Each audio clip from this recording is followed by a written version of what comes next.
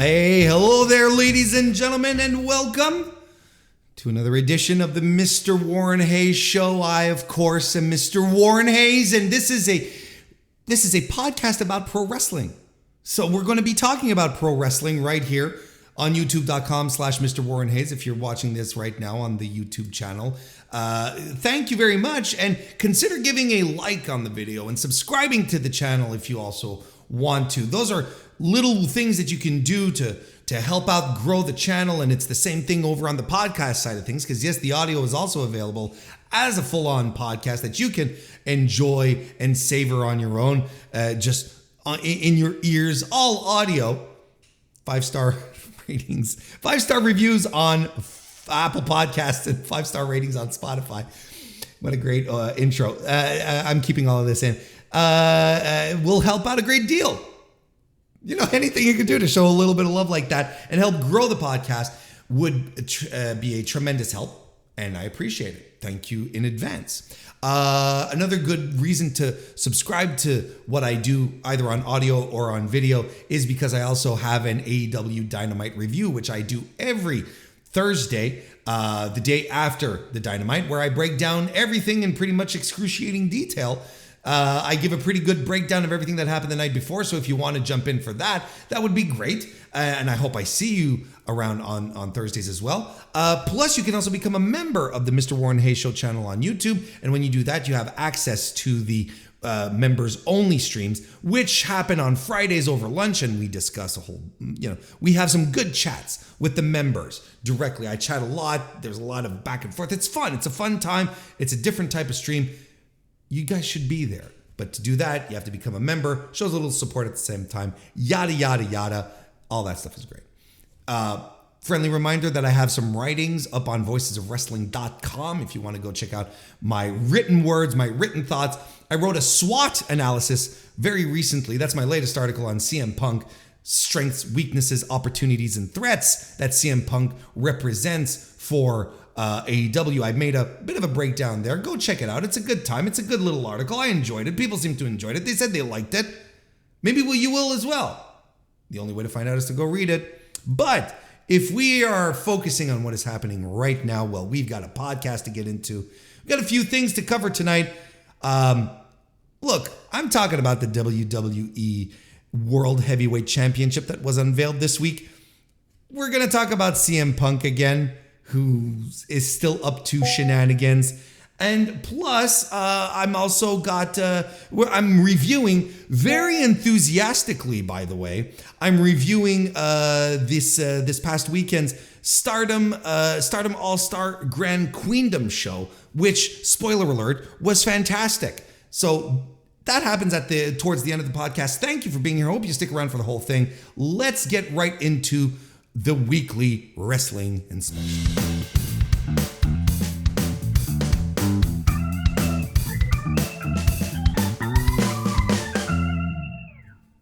What is the one topic we kick things off with? And I honestly think it is Triple H's big announcement from last night on Raw. I say last night because, of course, we're recording this live on a Tuesday evening on youtube.com/MrWarrenHayes. Triple H had an announcement. This was announced. I love me when announcements are announced. I love me that. Had an announcement which was to shake up the foundation of the WWE.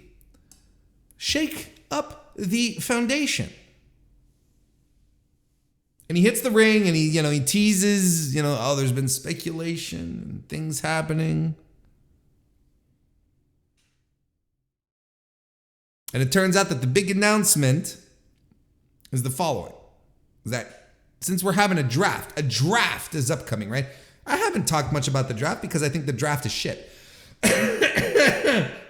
I think the draft is one of the biggest and best smoke and mirrors tools that WWE has to invigorate the fan base, to get people excited.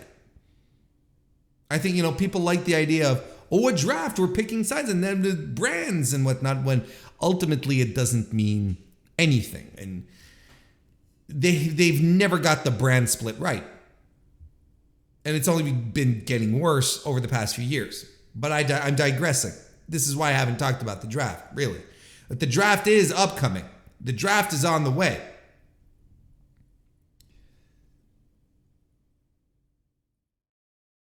And since Roman Reigns, our undisputed Universal Champion, is going to be someone available to be picked in said draft, Triple H said that Roman, wherever he gets drafted to, will be taking the undisputed Universal Championship to that brand.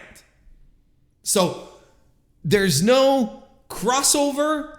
Whatever brand it lands on, that's going to be the championship for that brand.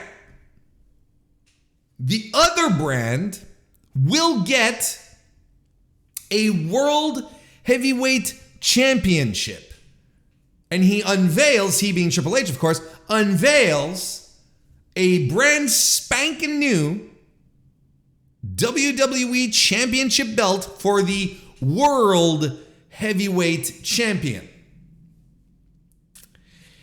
And it looks like AI art, and I don't care for it much. I'm not that big of a belt geek when it comes to designs and whatnot. I like what I like and I like what I don't like. I don't like this.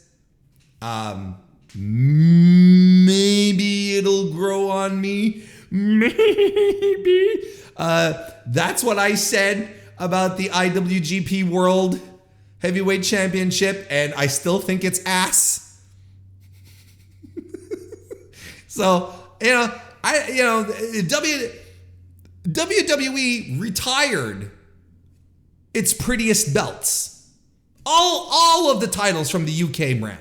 They're all beautiful. All beautiful championship trophies, that you felt like they fucking felt like a prize. Now, I want to break down just a couple of things. Again, like I often like to tell you guys, gals, and non-binary pals, I understand the design. I understand what they're trying to do. It's clearly a throwback to Big Gold. Fine, which is a classic belt in the minds of many North American fans. It is, the embodiment of the biggest prize in pro wrestling. And it is a true to form, a fantastic title, something that looks like a championship prize, right? So it's a combination of that with the WWE logo, a mix of old, mix of new, and when they were talking, when they were talking about changing up the title designs. I was convinced they were going to keep the W, the big ass W there somewhere, because it's promotion for them. They've been sending replicas of their titles to championship sports teams and MVPs and whatnot, and they're taking pictures and putting them on social media, on Instagram and whatnot with the belt. The first thing you see is the big W. So of course they're going to continue down that end because it's logos, it's promotions, it's fine. So again, just before anyone is like, but Warren, I get it, I understand. But just because I understand it doesn't mean I like it. And I don't like it. I think it is poor design. I think it looks hastily thrown together. It looks like a replica. It doesn't look like, but look, I'm getting into details here. Just a few details here. Lucha Magnus, nice to see you. Welcome to the Mr. Warren Hayes Show chat. But outside the fact that the title is bad, there's a couple of things that, first of all, before we get into really the nitty gritty of it, I found it extremely odd that Triple H is out there, he's in the middle of the ring, he's cutting his promo on the belt, and he's playing the babyface to the crowd, saying, Roman Reigns, in the position he's in, he's negotiated a cushy deal for himself, and you guys deserve a champion who is going to be present and who's going to defend it. You are going to have a champion that will not demand that you acknowledge him, but that he will earn your acknowledgement, right? Or something to that effect. But he's basically baby facing it up to Roman Reigns, who he's supposed to be a heel, I get it, but they're also putting over this fantastic 1,000-day reign as, this legendary thing. Trips mentioned it in his promo as well. So the dichotomy here is weird, and this is where they don't understand, they being creative WWE, they don't understand what Roman's role truly is. Because they put him over. You have Michael Cole on commentary putting over how legendary of a run is, and how fantastic it is, when in reality Roman has been winning matches because of outside interference for practically ever, not all his matches, but a whole shitload of them, just like he did at WrestleMania. And yet the story that we're telling here is Roman is this fantastic champion. He's this big time guy. He's this is the stuff of legend that we're going through here. But in reality, he's a heel, and he's acting like a heel. Commentary's putting him over like it's this big babyface deal, when in fact, commentary should be maybe slightly burying him, quote unquote, or at least, baby facing it up for the people at home. But and Triple H comes into the ring, and he starts talking about, basically not using the word part-timer per se, but essentially using verbiage that Roman and Seth and most people watching wrestling, pre-pandemic were saying about Brock Lesnar, who was a straight-up heel. You were supposed to hate the fact that he wasn't around, but they're using the same verbiage. But yet he's supposed to be on this legendary run. We're supposed to be supportive of the 1,000-day run. I couldn't give a shit about the 1,000-day run. Roman's a heel. And now he's going over here with the title, and we're going to have another title here. Now we're going to get into some real juicy territory here. JK Schwal, nice to see you, and welcome. No, I agree. The WWE would absolutely love to have Roman beat Bruno's record, but we're talking like 4,000 days. What are we even doing here? That's not a real thing. And regardless, Bruno's 4,000 plus day reign has, as far as his defenses go, he has a litany of the greatest in the business at the time. The absolute greatest. And he wasn't winning with, fucking 3 guys coming in to cause interference and fuck up the finish. Because it's good heel heat pal. Anyway, it's another era at the same time. But now we're getting into some juicy territory. This is where we start getting interesting with it. The first question we have to ask ourselves: why would you create another championship outside of Roman's championship that you've been building for 3 years as the biggest fucking possible deal of all time, right?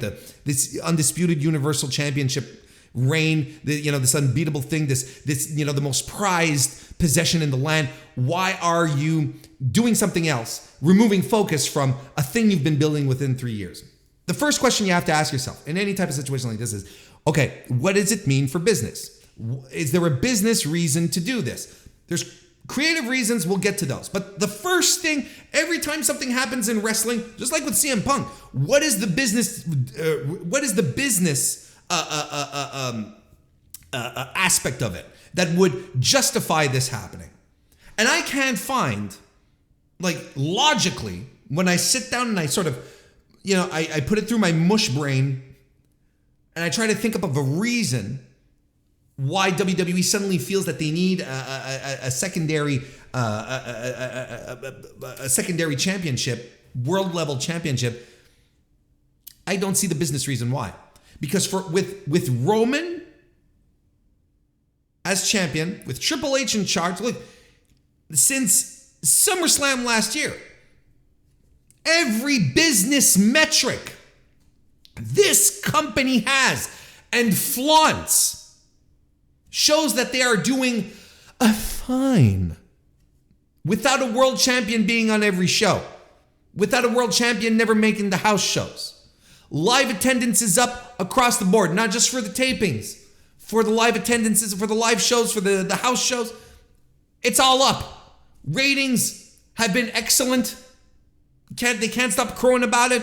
The PLEs, the most watched Survivor Series of all time, the most watched Royal Rumble of all time, the most watched WrestleMania of all. They're fine. Like we understand how those men. If you're a listener of the MrWarrenHayes show podcast, we've talked about the Peacock metrics in the past. We're not going to rehash that right now, but those numbers might be a little. Well, what is that? What exactly does it mean? But look. Every observable metric, this business is doing fantastically. Now, outside maybe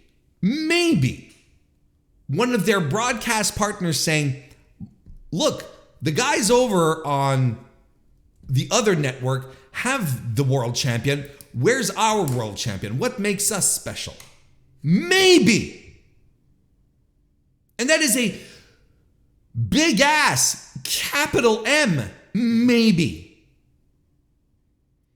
Because I do not see, I honestly do not see what this means business-wise. I don't see it. I don't know what the impetus is. How about that? Now, if we go back, if we start thinking about the creative aspect of it, now we can get into some juicy details. Now we can get into some debate. And I'm going to preface this. If you're a part of my audience who, takes a shine to World Wrestling Entertainment, I'm going to tell you right now, you're going to get a scolding. I'm not necessarily going to say some nice things. And I'm going to lay a big hefty serving of I told you so. And maybe, is this finally going to be your wake-up call to realize that, WWE, when it comes to creative, they don't know what the fuck they're doing? Maybe. And I'm going to cross my fingers because we got more proof here.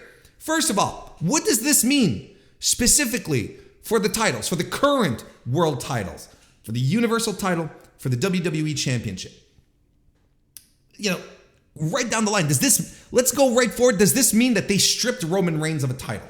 Now, out the gate, I would say, yes, Roman's been stripped. And if they stripped Roman, God, that makes him look like a geek. It makes him look like an absolute, total nerd. And they have effectively demolished, I mentioned it, but we're going to reiterate this probably a couple of times more. They have effectively demolished the past 3 years of building this undisputed Universal Championship to nothing. Because they took away one of the reasons that make this title, that makes Roman's title undisputed, right? Because he's got both titles. No one can come out of nowhere and say, hey, I'm going to challenge, Roman's not the real world champion. No, he's got both. And this was the whole ordeal. This was the whole ticket here. Where it's like, Roman is on top of the world. He owns it all. So, because this is what I'm thinking. The WWE Championship, 2016 is when they created it, right? Something to that effect. That's the belt that has the lineage of the former WWE, WWF, WWF World Heavyweight Championship. So my first gut reflex when they announced this is, oh shit, they're stripping Roman and they're done calling the WWE Championship the WWE Championship. They're back to calling it the World Heavyweight Championship. That was my first call. Now, people have pointed out to me, because you do have to look at the lineage of stuff here, you do have to consider that, some people pointed out to me that the Universal title, the undisputed Universal title, has its own lineage. It's absorbed the Universal and the WWE Championship and all of its lineage, absorbed into that one there, the undisputed Universal Championship. So if that's the case, it doesn't make sense to create a World Heavyweight Championship and then re-extract the lineage from your new title. But then again, it's WWE, so they could do it. They could absolutely do it. So there's really two scenarios here.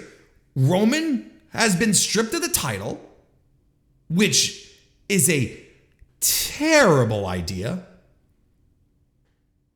On top of the fact that this is all a bad idea, it's probably the worst idea. Or this new World Heavyweight Championship is a new reset, a new World Heavyweight Championship, and has nothing to do with the one that existed previously and has now been absorbed into the undisputed Universal Championship, which is also stupid because then it just creates confusion and dumbassery. It's just dumb.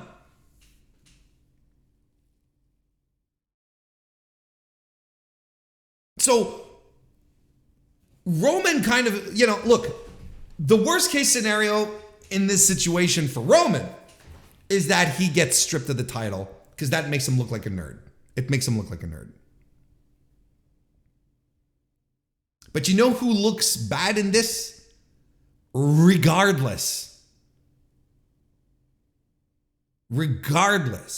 whether they decide to split the lineages or strip Roman, you know who is an undeniable geek in all of this? It's Cody Rhodes. It is almost laughable. It's comedy. It is beyond me that 3 weeks removed from WrestleMania. Let's think about that for a second. 3 episodes of Monday Night Raw. 3 episodes of Friday Night SmackDown, or at least 2, maybe. Oh, look, anyway. 3 weeks of programming removed from WrestleMania, and they split the titles, or they create another title. They create another world championship because they're not dethroning Roman. Now, I sat here telling you on my WrestleMania review that this was a terrible idea to have had Cody lose, because that was the moment for him. It was the moment for him to win the championship, to come across like a big deal, to be a mega fucking superstar. There will never be another moment like WrestleMania 2023. I can't even remember the number anymore. 39? Is that where we're at? I can't even imagine that there will be another moment where Cody will be this hot, or that he was. And now he comes into Raw. Here's what they've been doing with Cody. He comes into the Raw after WrestleMania and says, fair play, Roman. You got me, you jerk. You were the better man. He was not the better man. Cody, you schmuck. To paraphrase another man. You bozo. He didn't out-wrestle you. He didn't outperform you. He fucking cheated. You got screwed out of the title in kayfabe. Be mad. And then later on in the evening, he gets trounced by Brock Lesnar. Now, this is Cody Rhodes, the guy who was absolutely destined to be the face of the company, who could not have been hotter, who should have, this is proof that they don't know what they're doing. He should have come out at WrestleMania, and then if they wanted to split the titles, you have the babyface do the babyface thing and say, listen, brah, I'm at the top of the mountain, but you know what? These two titles were never meant to be together. They were meant to be separate. I will keep one and I will relinquish the other one so that we can have more competition, more world championship defenses, whatever the fuck he wants to say. But be the babyface about it. And split your titles. No, now what you do, you just come out of fucking nowhere. You have Triple H come out, cutting the babyface promo that Cody should have cut. And saying, well, we're starting up a new title here. Because no one can beat Roman. This is essentially it. This is essentially the story that they're telling. Cody was absolutely 100% screwed out of this title, screwed out of a moment, and now everything is just falling flat. Because now even if you want the rematch against Roman Reigns, who fucking cares? There's another world title on the roster. Who cares? It diminishes the value of what Roman is holding right now, whether he gets stripped or not. It's diminishing the value. If he gets stripped of one of the titles, it's even worse. But it doesn't matter anymore. We're not going to get the big Cody rematch and the big, no one can possibly care as much as at WrestleMania this year. And WWE made damn sure that you didn't care about it. Because now we've got the consolation prize world title. Roman is still he's the legitimate big star. But we gotta have some, we gotta quell some egos backstage. We gotta get this moving here. So here's another title.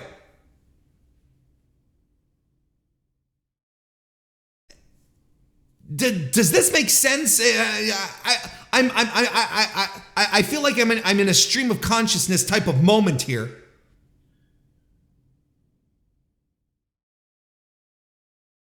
But I think I'm making sense. Because the plan, if this was what they wanted to do, take the belts off of Roman at WrestleMania, have the moment at the very least. Now we've got nothing. This is indefensible. This is exactly why I was saying, WWE fans, I'm serving you up a bowl of I told you so. That the creative aspect of WWE would not be able to follow this up properly. They're even dropping the bloodline. They're throwing Matt Riddle into this, which feels like a Vince decision, who's like, hey, you know what? We need to get, hey, Val, we need to get Matt Riddle over. So throw him in there with the bloodline. People really like that. And, probably the creative minds on the crew are like, hey, you know what? This doesn't make sense. And it's like, who the fuck cares? It's the biggest angle. Who cares? Everything's losing steam. Everyone's sort of shrugging right now. Everyone is looking at this. None of this is cool. None of this is good. What happened to this super hot product that the New York Post was telling me about just in January? It's stripping it of everything that made it interesting and that could have continued to make it interesting. We're treading water again. We're back on the WWE hamster wheel. Where it's just like, you think things are going ahead, but you're still exactly in the same fucking place you were. So now they're going to have this tournament, right? For the new world championship. I'm ready to bet 10 purple Canadian rubber bucks that Cody Rhodes is going to be in the tournament. And if he's in the tournament and he loses again,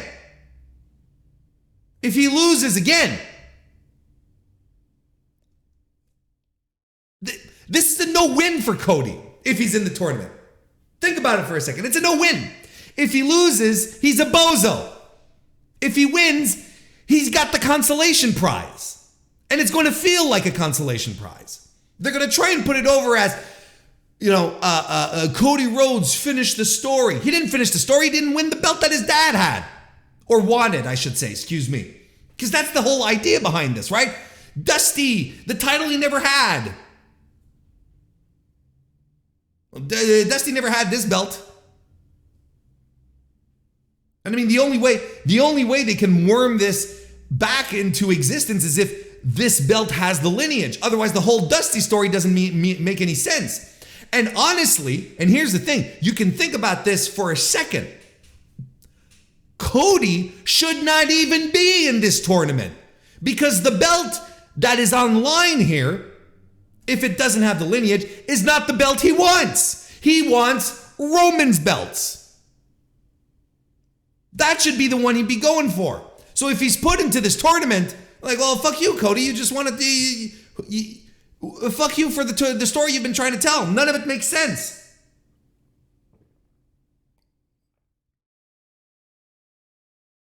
Again, the fact that this title exists, that they are bringing in a new championship, the fact that they are bringing in a brand new championship because they didn't do the right thing at Mania should be proof enough for anyone that they have no clue what they're doing creatively. Despite the fact that I've been told that WWE has never been better, I think it is pretty much always the same thing. And you know that meme that sometimes you see on the internet with the triangle, the triangle of WWE fandom, where something good happens, you get excited again, then you get disappointed. It's the cycle. It is in constant. It is in constant movement, in perpetuity. They had the perfect chance. Not the perfect chance. They had 3 distinct moments where they could have done something bold, something out of nowhere that could have made a guy, that could have sincerely reinvigorated their audience and even bring in other people by creating another guy. They had Drew at Clash at the Castle. They had Sammy at Elimination Chamber, and they had Cody at WrestleMania. 3 layups. And they fumbled each time because they had to stick to the fucking plan. And the consolation that everyone had was Cody Rhodes is going to win the big one. Well, Cody Rhodes is not going to win any big ones. He's going to win a championship that has been stripped down, that has been demolished from the prestige they've been building 3 years for. It will no longer have that sentiment of greatness because now there's another world title. And if Cody goes after that other world title, we're completely missing the mark. Completely missing the mark. And I will paraphrase a bunch of people who I follow on that, who are on Discord and whatnot, who had a good hearty chuckle thinking that, even going to WWE, Cody can't win the top title. They have to make a secondary title for Cody.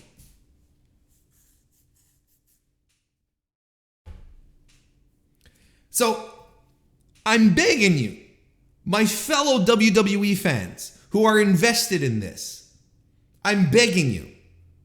This is not how pro wrestling should feel like. And you should not be sitting there trying to make sense out of all of this, trying to create scenarios in which, Cody might win. It's just, we're back to when Cody lost at WrestleMania, and I had people telling me he's going to win Money in the Bank. It's fine. Well, you don't have Cody win Money in the Bank. What are you talking about? You wait till WrestleMania next year, City of Brotherly Love. What the fuck are you talking about? We're not doing that. That is garbage. It's junk promoting. But this is what this is a company that hates pro wrestling. So I'm begging you to see through this ruse, this farce here. They had 3 moments where they could have created something special and they failed every time. And now they've put the complete kibosh on creating that special moment with Cody and Roman by pulling out this title and being, well, this is the one now. It's junk, is what it is. Look, since we're talking about such exciting, stimulating news that makes you feel, happy and fuzzy inside, CM Punk's return has been planned for the United Center on a Saturday show on June 17. Now, AEW had previously announced that they were going to be doing a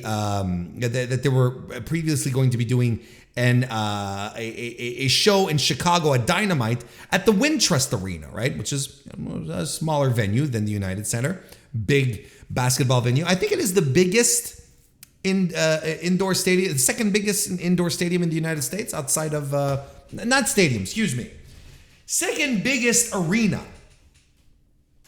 Pardon me, I'll get my verbiage right. I believe, right? Outside of MSG.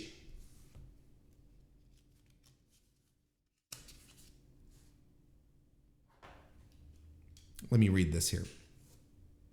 In the latest edition of the Wrestling Observer newsletter, Dave Meltzer reported that CM Punk is currently scheduled to return to AEW at the United Center in Chicago on Saturday, June 17. Things have yet to be finalized. Oh my God. But the United Center is booked, and an announcement should come shortly. This is what he wrote. Dave being from The Observer. As things stand right now, the return of CM Punk is scheduled for the June 17th show at the United Center in Chicago, which, being a Saturday night show, is likely the debut of the new weekly show.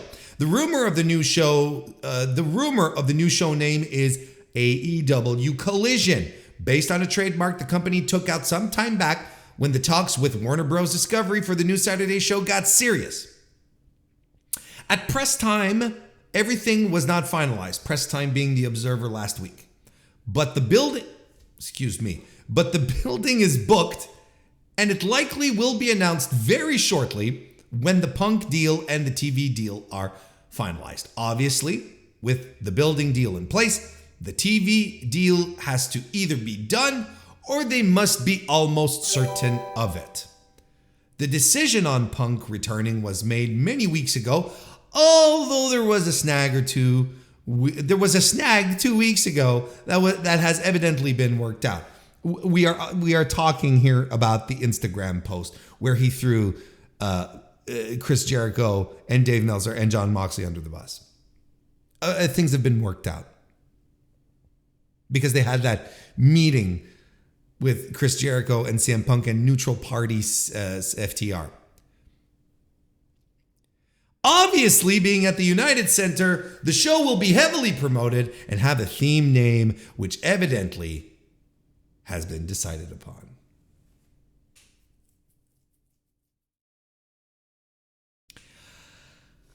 Oh, geez. Oh, Lord. So this is all fine and dandy, and I talked about it quite a bit at, like I said, with the members on the member stream this past weekend.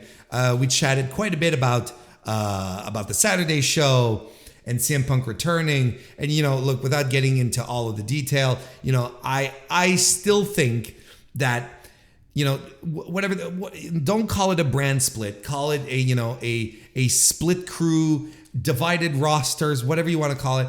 I think it is, if you have to go to the lengths of going to your broadcast partner and telling them, hey, we would like to have another couple of hours of TV so I can keep my roster apart from each other, the parts that don't like each other. I think this is terrible. I think it's terrible, awful news. I don't think this is good. But look, this is what we're getting. All signs point to this being a thing, right?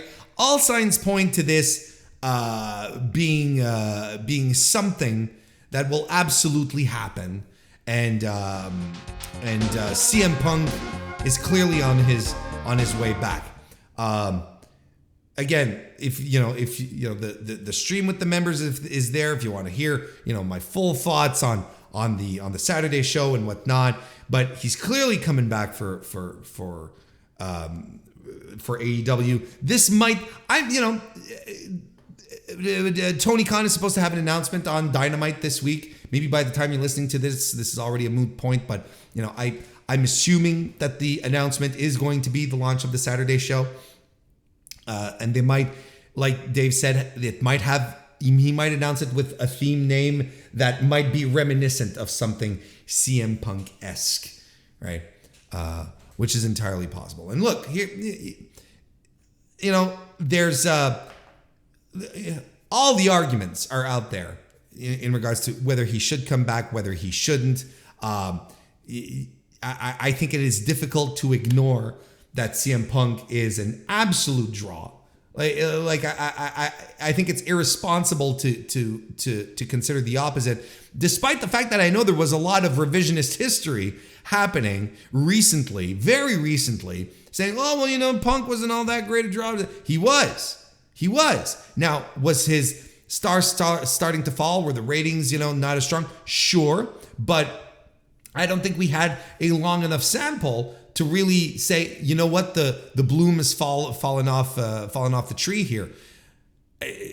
Look, we're going to have another chance here to see if CM Punk does move the numbers and does still have it in him to move business. Because right now, this is all very much reminiscent of a certain era of Hulk Hogan's existence on planet Earth. But if this was the only thing we had to talk about, it'd be pretty dope, but it ain't. He shows up at Raw backstage last night. Everyone reports on it. Fightful, Pro Wrestling Insider, The Observer, everyone. Outside of WrestleVotes. I think WrestleVotes reported, heard there's some big names hanging out backstage. Followed by another report of Triple H has big plans for SummerSlam. Anyway.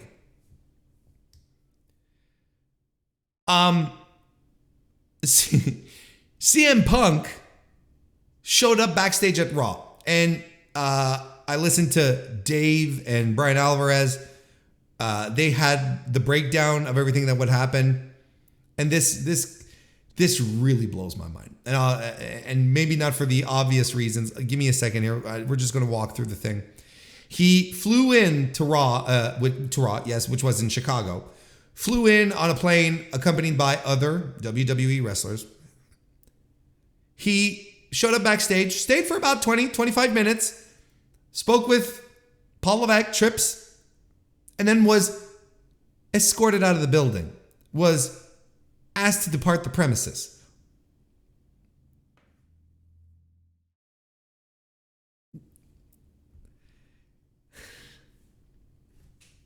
Now listen, you could see it.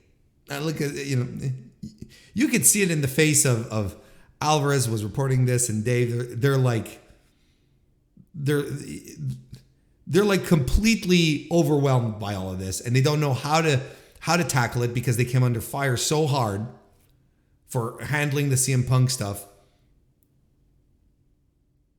They didn't get into any reasons.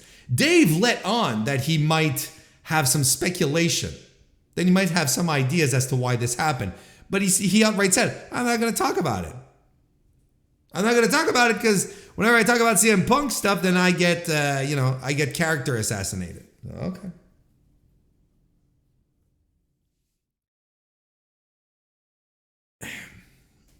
What did I tell you? And this is in my article as well. What did I tell y'all again? I don't want to give you another serving of I told you so. Because there's no I told you so at this point. But I did tell you, CM Punk coming back and then burning everything to the ground is not a question of if it's going to happen. It's a question of when it's going to happen. Let's reiterate. Let's just refresh our memories. In the past few weeks, pre-WrestleMania, in March, late February, more and more little reports start popping online that CM Punk wants to come back, that CM Punk is trying to mend fences, he's trying to do good by the people that he wronged, that he just wants to wrestle, that he just, and people are softening up to the idea of him coming back and like, yeah, you know what? Well, if everything's okay, if everything's cool, sure, and people are being cool and nice about it, then Dave Meltzer posts something on the Observer news boards saying something to the effect that CM Punk, to avoid doing the job to Jon Moxley in 2022, had a legal letter sent to AEW, and that incensed CM Punk to the point that he created an Instagram post where he effectively buried Jon Moxley, Dave Meltzer, and Chris Jericho in the process. Jericho catching some strays here, despite the fact his name not being mentioned anywhere. So that's the whole. So basically, setting on fire the tenuous goodwill that he had already managed to build up in the lead-in to him returning to AEW. Now people are like, look at this son of a bitch. He's just going to do it all over again. We're going to get a gripe bomb too at some point. We're going to get a post-presser brawl at some point as well. It's not a question of when CM Punk is going to torch the place. It's not a question of if he's going to torch the place. It's when. Excuse me. It is going to be clockwork. If it doesn't happen, it will be my pleasure to eat crow.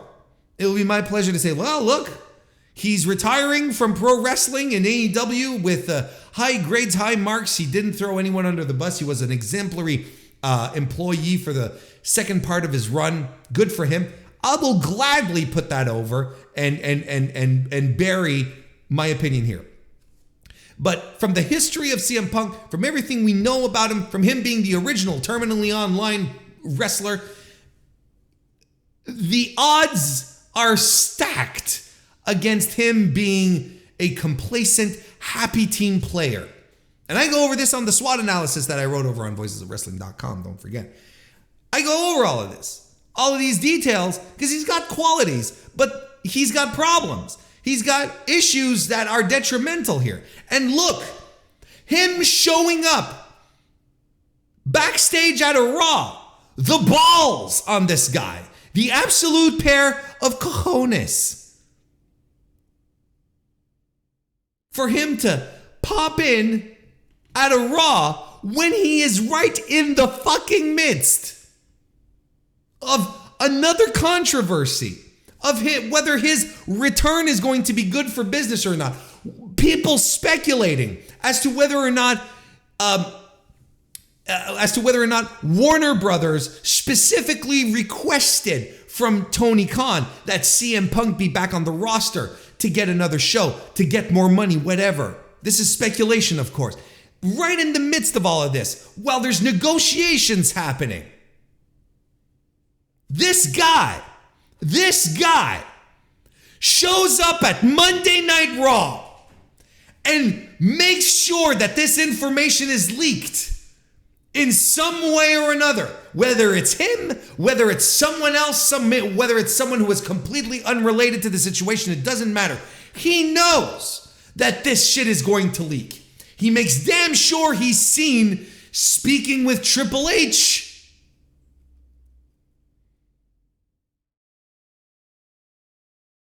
If you don't see what he's doing right here, he is effectively, now we're going to go in here speculating that Tony Khan did not approve of this. That all of this is moot. All of what I'm about to say is moot if CM Punk picked up his phone, called Tony Khan, and okayed this. And Tony gave his blessing. And Tony said, sure, Philip, go right ahead, go visit your old friends at the worst place on earth. So, unless that happened, if that happened, my whole point here is moot, but we don't know this. So we're going to go with some speculation here. Let's speculate here. He shows up here. Tony Khan has no knowledge of it. CM Punk is not naive. He is not a moron. He knows this is going to be leaked out. Why do you think he did this? It's to show he has all the cards, that he can flip this on a dime. That, yeah, Tony, I can go back to World Wrestling Entertainment if I want to. I can. Look, I talked to the boss. You know, everyone said hell will freeze over before this happens. You know, everyone is under this impression that, you know, will never work. No, I don't like the guy. I don't like Triple H, but I'll work again for him. That is a cocky, arrogant, bullshit play. Again, if Tony said, sure, do it, moot point. But if not, the perception in this, the peepers, the public eye in this makes this a disaster. It looks terrible for AEW. You're trying to get, and we're here saying, oh, they're trying to get him back. They're trying to get CM Punk back. CM Punk never left the fucking company. He's still under contract. He's still an employee. He's just injured. If he hadn't been injured, he would have come back before that. He would have been on TV probably before this.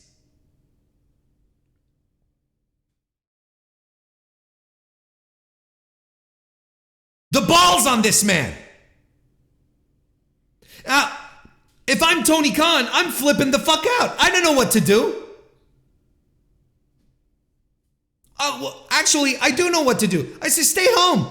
Stay right there. Tell Trips you're a free agent, my boy. Go right ahead. But maybe there's other connections here. Maybe there's something else that we're not seeing. Maybe there's stuff. And again, it's also something I've talked about multiple times. And this is just how it goes. If this was any other wrestler than CM Punk, the man, this legend, this figure in pro wrestling, if it was anyone else, most anyone else would just be fired on the spot. Would just be, okay, you're sitting at home, you're suspended. Whatever. But there's something to the CM Punk stuff that we are not privy to, where Tony Khan has to bend over backwards to create situations in which this man will be happy, and the people who don't want to have anything to do with him will be happy as well. And then, despite bending over backwards and doing all this bullshit, he still goes off and does fucking dumbass bullshit like showing up at the competitions backstage. In this climate, this is very different than Ricky Starks showing up at Royal Rumble, right? Ricky Starks showing up at Royal Rumble to support Cody. That's an entirely different situation. This is a situation in which CM Punk and his contract with the company may have direct implications on the finances, the business future of the company, as to whether or not AEW will get a raise, get another show, get more money. He may be directly involved in this, and he's going off, pulling off this type of bullshit. It goes both ways. A guy like Ricky Starks, you're like, well, it's Ricky Starks, it's fine. It's not as if Ricky Starks is CM Punk. This is CM Punk. This is a guy who is visibly going to be attached to an entire new vision for AEW, and he's off gallivanting with the competition. I don't understand. I don't get it. I just don't understand it. We are this close to all of this going to hell again. Like the doomsday clock is ticking ever so closer. We just jumped ahead to 11:58 p.m. We just gained 4 minutes, if you ask me, with this stunt. Why was he escorted out? I don't care. It doesn't matter. Probably at some point, Mike the Miz Mizanin went to Triple H and said, I don't want him around here. Tell him to hit the bricks. So they asked security to get him to hit the bricks. Maybe he didn't have a backstage pass. I don't know. I'm not saying he got into a fight with anyone, but it doesn't matter. The fact is that he showed up.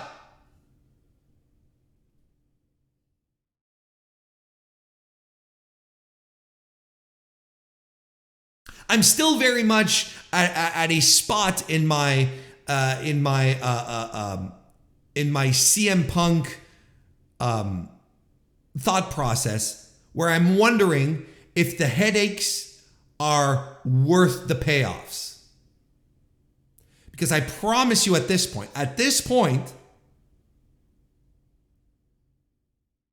I divest myself of them and try anything else. Because again, I broke down every positive and negative regarding CM Punk in my SWOT analysis article. I did every single bit. The good sides of it, the bad sides. And honestly, here's the deal. We will only see if CM Punk his return was indeed worth all of this hassle,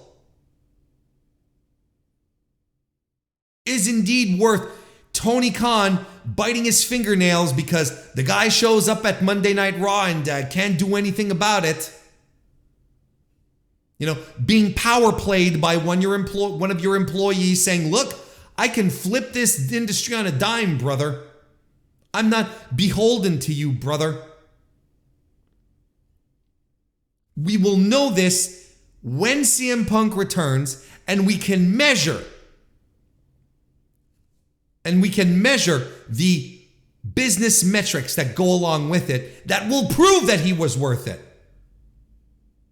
Ticket sales, ratings, merch, pay-per-view sales. Those are the 4 grand metrics that we will see if CM Punk can sustain this. I believe that when he comes back, there's going to be a ratings bump. Of course there is. Will they be able to sustain it? I can't tell you. I think he's a diminishing returns type of guy. 45 years old, is prone to injury, prone to torching everything. I think the investments in time, in money, in legalese, and in business relationships that are the time that is invested in all of these just to make Phil Brooks happy. I cannot believe that he will be a sustainable return on investment. I think he's diminishing returns. Again, I will gladly walk back on this and bury my statements. It will be my pleasure. Mark this day. What is it? April 25th. Mark this day as the day I said CM Punk is just going to burn everything down again. And I don't think he's worth the return. Mark it. And we'll come back to it if the complete opposite is proven. Now, not in 3 weeks, when the ratings, 3 weeks after the Saturday show, when the product is hot and everyone's excited to see CM Punk back. Not a year. Let's give this one time to breathe. Let's stretch our legs a little bit. Hindsight will be 2020 here, but this is my gut feeling. I try my best not to steer y'all wrong. And I got a pretty good track record on keeping you straight on the narrow. Fingers crossed. I just want success. I honestly want this to work. Let's be clear here. I want this to work. I want this to be the best possible. I want this to be the best outcome. And I want, the Elite to be on their side with their show and have the CM Punk Saturday Night Show on his end and just let everyone be fucking happy and do their own thing and just have AEW thrive. Continue to thrive. Continue to have a proper North American pro wrestling weekly television program. That's what we want. That's what I want. That's what I want. Now, is this the way to go about it? I don't know, but that's what I want. So if it does work out, I'm going to be the first to cheer about it. And I will applaud whoever's business acumen is going to be involved in this, Tony Khan's or whoever, to say, look, y'all saw the thing here and you dove in, you took the risk and it paid off. Good for you.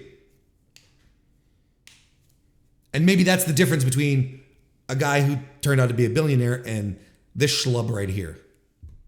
One of the topics that I discussed last week on the AEW Dynamite review was this thing with the pillars that's happening on AEW Dynamite, I feel like I should, I talk about it there, but I feel like I should bring it up onto the Mr. Warren Hayes show proper because it's a very perplexing situation that's happening right now with this Pillars feud, with the four guys going after MJF, and especially everything that happened last Wednesday on Dynamite. And again, maybe this might be moot by now because maybe by the time you listen to this, you'll have watched Dynamite, this week's Dynamite, whatever. But the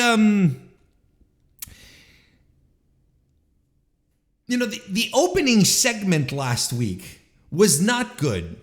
And I think what this whole feud has successfully done is expose that there are no pillars in AEW, at least not the ones that the hype want us to believe. We're going to speak outside of MJF. Where MJF, I 100% believe he is a top tier talent, and I think he is the only exception to these four pillars. I don't even remember how this stuff started. I don't even remember how we started having like four pillars in AEW. All I remember is the goofy ass T-shirt that popped up at some point, and was it Tony Khan who dropped that on or Cody on a media call? It's not like, I don't remember how this started, but I think this feud has served to demonstrate that these guys are not ready, and that they might not be ready for the spots that they want, that they being AEW want them to be in. I believe,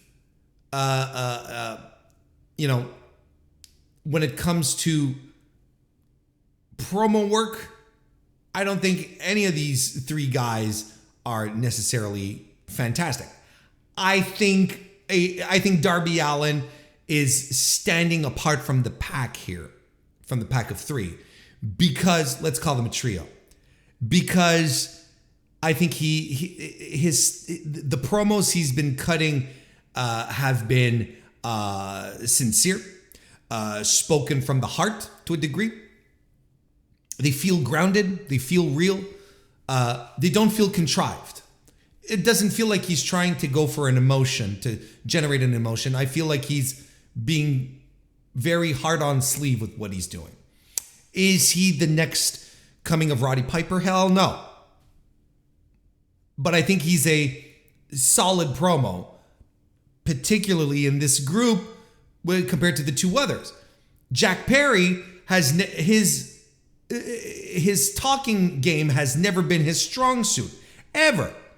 And don't let anyone fool you on that. He's had flashes, he's had moments, but for every flash that he has, and I've pointed them out, then he turns around and he lays an egg like he did on Wednesday last week, where he was completely overwhelmed. Deer in headlights, no confidence, fallen into tropes, he just completely lost the plot. And Sammy I think he's a tryhard when it comes to his promos. And I think you can feel it. I think he tries to inject intensity when he's not feeling it. Sammy is one of these guys who says to himself, if I speak really, really loud, people will think that I am fierce. But he's another guy who is lacking in that little element of sincerity. None of this is connecting, is what I'm saying. And I think the problem that they have here right now with the Pillars feud is that it's exposing two of the guys easily as not being ready for, even remotely ready for the top spot in the company. And you have to factor age in here as well, to a degree, right? Jack, he's what, 25? He's got natural boyish good looks. He's got the athletic ability, but he's lacking that crowd connection sometimes. He's got that good babyface energy, but then all of a sudden it's like, yeah. And he sort of slips, he falls off. Sammy is 30. 29, 30. Like, if it's not going to happen for Sammy now, when is it going to happen? And at his age and with his style, the style that makes him interesting is going to eventually catch up with him, and probably quicker than we think, because he's getting up there in age. Darby's still young. MJF is still young, but MJF is not the issue here. Darby's still young, and if you want to talk about someone who's just, completely destroying their body, and when we talk about Sammy on one hand, Darby on the other hand, it's a complete disaster. He's some kind of wild combination between Dynamite Kid and Jeff Hardy, the way that he just puts himself constantly at risk. And I know that's his thing, and that's his character. Oh, he can take so much punishment. He's fine. But at some point, the shoot's going to catch up to the kayfabe at some point. At some point, Darby won't be able to take any more punishment. I think Darby is the guy who is coming across as who's getting himself over. I think he's the most over of the two other between he and the two other guys. And I still think the plan is going to be a one-on-one match. A lot of people seem to be thinking that for some reason Tony Khan is going to get involved and he's going to make this match he's going to turn this into a four-way match at Double or Nothing. And I listen to these arguments and I'm like, we don't have any precedent for this. There's no Tony Khan general manager comes out to overturn a tournament or previous decisions to make a brand new match. It's a very WWE thing to do. So I'm like, no, this doesn't exist in AEW. However, last week was probably the most WWE episode of Dynamite that I have seen in a long, long time. From, the entire, just how the entire show was structured and put together. Not going to get into it, but because you can listen to the review if you want to hear my full thoughts on it. But if AEW is going down this path where we're becoming more and more of a sports entertaining thing, where maybe an authority figure pops in to reverse decisions and whatnot, then maybe, possibly, plausibly, you could expect Tony Khan at this point to pull that off. I think in the current environment of AEW Dynamite, I think it's plausible. Now, 3 months ago, I would be waving this off. I'd be poo-pooing your suggestion and saying, take your little sports entertaining angles with you, son. You're not welcome here. We don't serve your kind here. You know? But right now, I could see this happening. And I'm not saying this as a good thing. I still think the best way to approach this is to build a contender. Make a guy to challenge the world champion. And I think they're doing this with Darby. I'm getting a feeling that this is what they're doing. But I can't shake the feeling that in the current context of AEW feeling more like a WWE program, that Tony Khan could come out and reverse all the decisions and say, you know what? You cheated last week. You cheated this week. Whatever. 4-way match at Double or Nothing. I could see it happening. It is not my ideal scenario. I hope it doesn't happen. But the point being is that right now, I don't have faith. And that's weird to say. I've been on the record multiple times telling everyone that wants to hear me, AEW Dynamite is my favorite weekly wrestling program. It is the one that delivers every time. It's been a while now where I'm like, and I've been pointing it out. It's like, well, this feels a little sports entertaining. This feels a little WWE-ish. And we started off with a 20-minute promo, a promo off between 3 contenders that ended up with the champion coming out, who suddenly has matchmaking abilities and makes a match for later on in the evening, playa. And that is the tropiest WWE trope you could ever trope between that and can they coexist? And again, if you enjoy that kind of shit, that's fantastic, but you already have a show for that. And I don't want the alternative to become like the other show. You know, someone wise once told me in capitalism, Warren, competition makes everything the same. Because whatever your competitor comes up with, you want to emulate it. So then your products start becoming very similar, and whatever made them original from the get-go is sort of lost because you want to try and get the audience from the other side. Facebook, Twitter becoming much more like that. If you were around Twitter in 2006, 2007, and Twitter today, these are two completely different things. Today's Twitter is much closer to Facebook for very obvious reasons. I shouldn't have to pull them out, right? Everyone apes each other. Everyone has reels now. Everyone has TikTok stuff. Everyone has fucking shorts. Everyone has this shit. Competition makes everything the same in capitalism. I believe it. And it's frustrating. And I'm unfortunately seeing these patterns.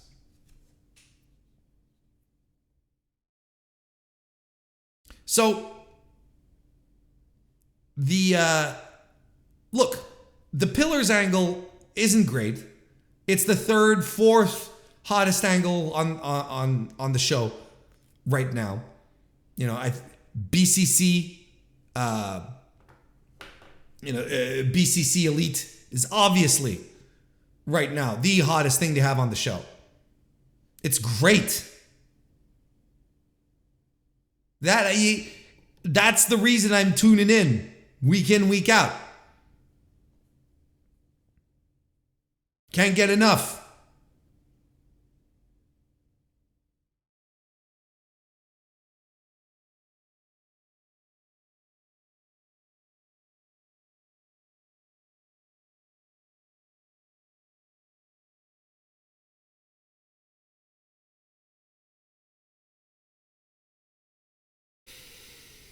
Anyway,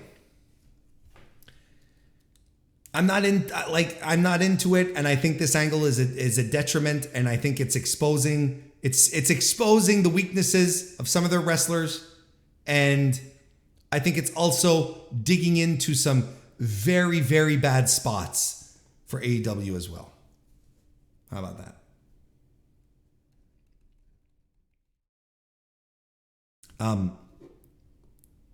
Just reading, someone sent me a thing here. Wouldn't call it breaking news, but a little extra information here that we didn't have earlier. There were more details. PW Insider's Mike Johnson had a few extra key details here regarding CM Punk's visit to Monday Night Raw backstage.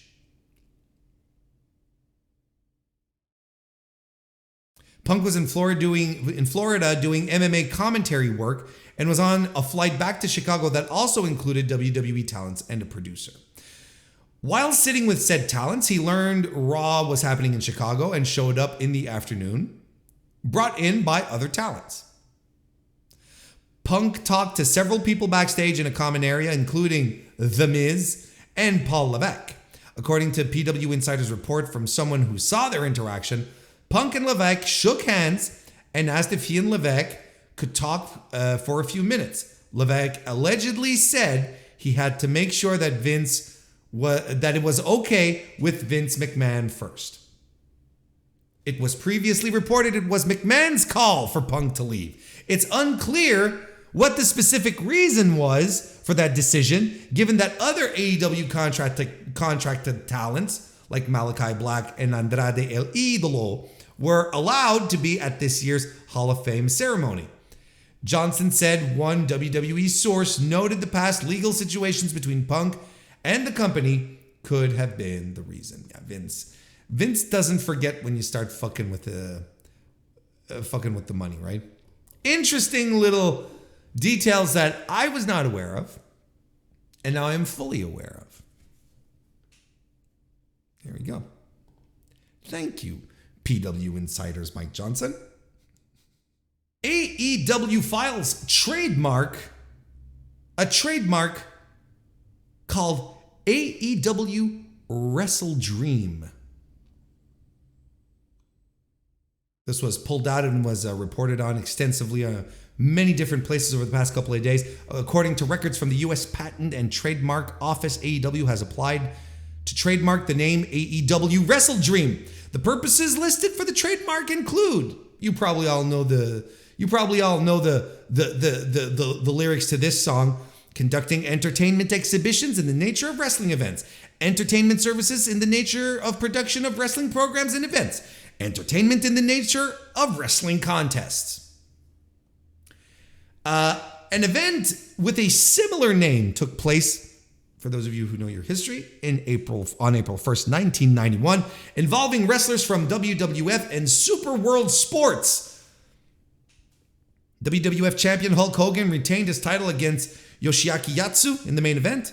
Tenryu defeated Randy Savage, George Takano defeated Bret Hart, and John Tenta defeated koji.to via disqualification, which is an absolute joy of a match. I'm not a 5-star classic, but just something where you're like, this is amazing. Minoru Suzuki was also on the card, defeating Apollo Sugawara.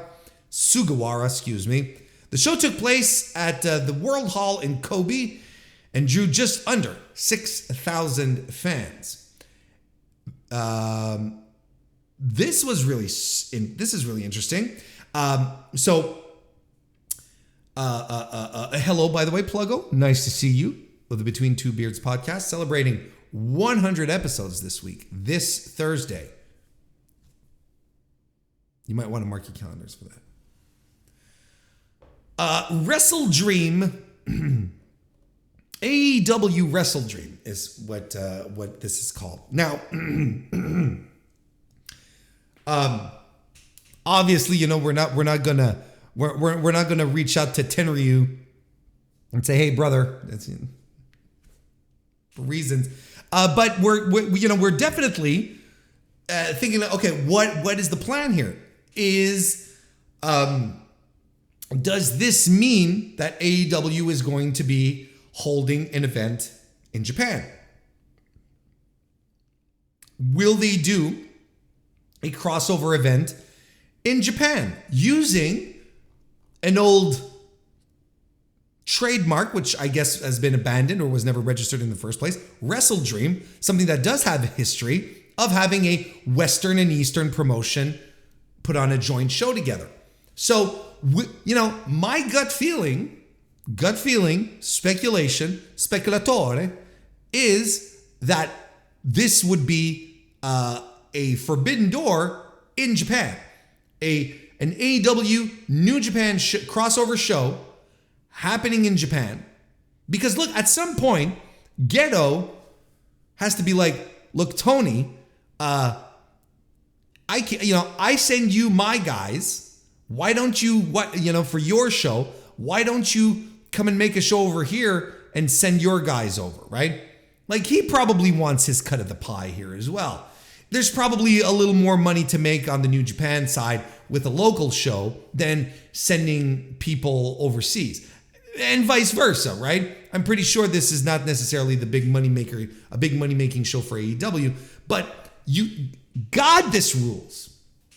This rules so much. I want more and more and more of these crossover shows because this is what wrestling is supposed to feel like. This is how it's supposed to resemble a healthy business where people enter partnerships, and this partnership is going to end. Let's not be stupid. The AEW New Japan partnership at some point is going to dissolve. It's going to be strained. There's going to be a problem at some point. That's just the nature of business dealings. It's fine. But for the time being, let's just go for it. Let's enjoy this. And God knows, in Japan right now, they're all coming out of the pandemic and all of the promotions are working together. They've been running crossover shows together since the beginning of the year. They're still going to do another one. So our boy here, Gedo, is probably going, look, we need to do a show here. You need to bring your guys here. And Tony maybe is sitting at the table because, he's got the money. He's the second biggest promotion in North America. He's probably got, the high ground here. And he's saying, well, look, we'll go do the show over there. We'll cross promote it, but, it's going to be under my banner kind of thing. And maybe Gedo's like, okay. This is all, there is nothing but positives to this. And anyone who wants to try and convince you of the opposite is just pure bad faith. Pure bad faith. Even Impact is getting its, getting its New Japan, is getting its New Japan on as well, doing their own crossover shows and whatnot. They're going to do the multiverse again. Hopefully it's not as cursed as the one over WrestleMania weekend. Cursed in that people started getting injured and weren't showing up is what I mean. Like, this is so good.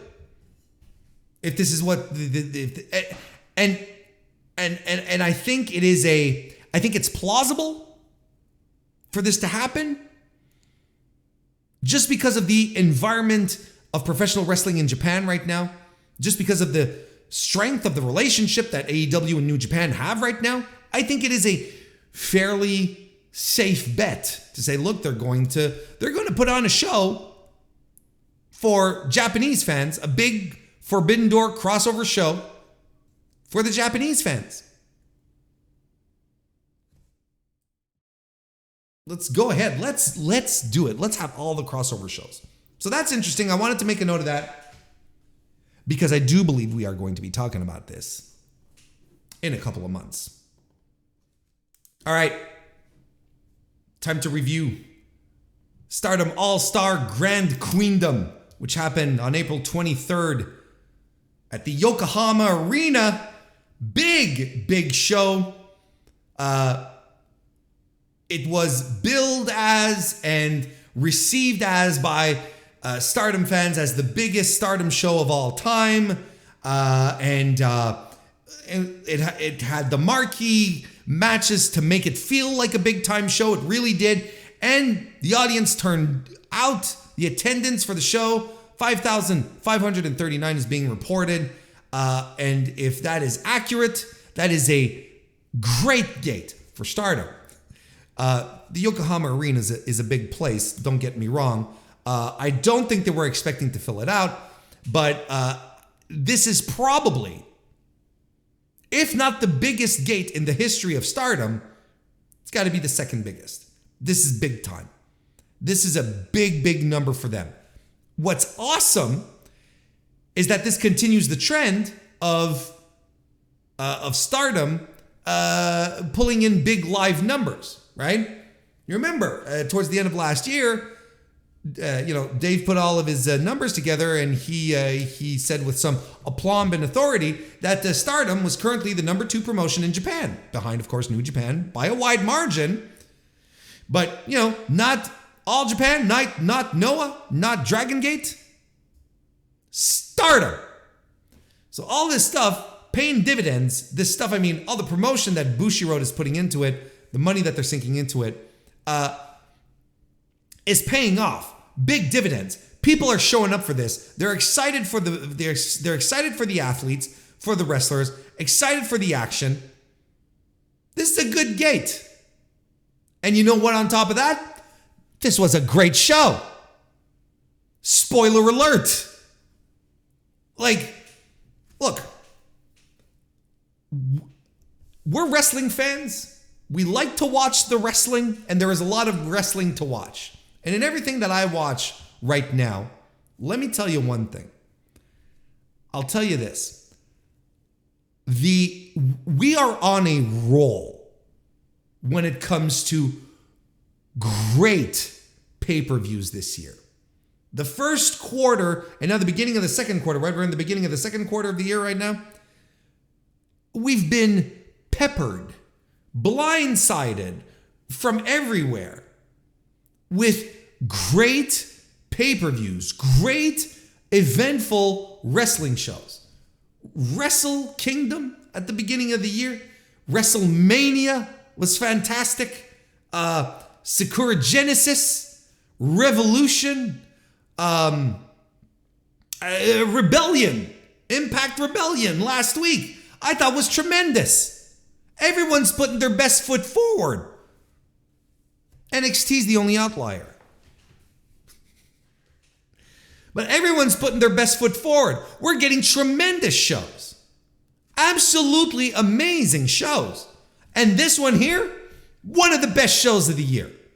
If you like yourself some pro wrestling, and you like a diversity of stuff, you like to dip a little in this and then dip a little in that, and then you num num num num num.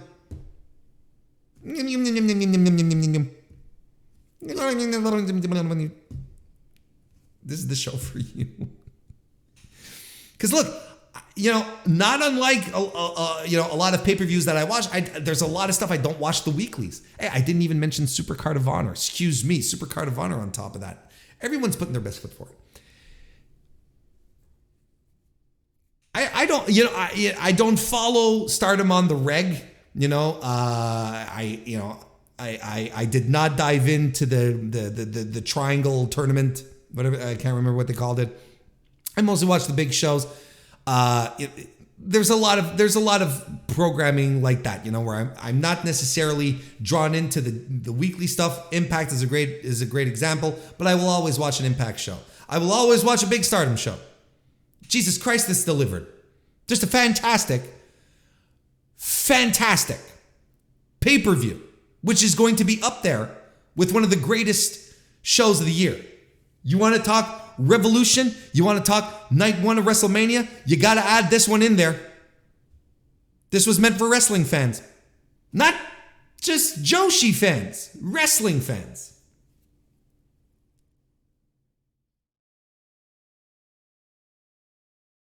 The show felt big time.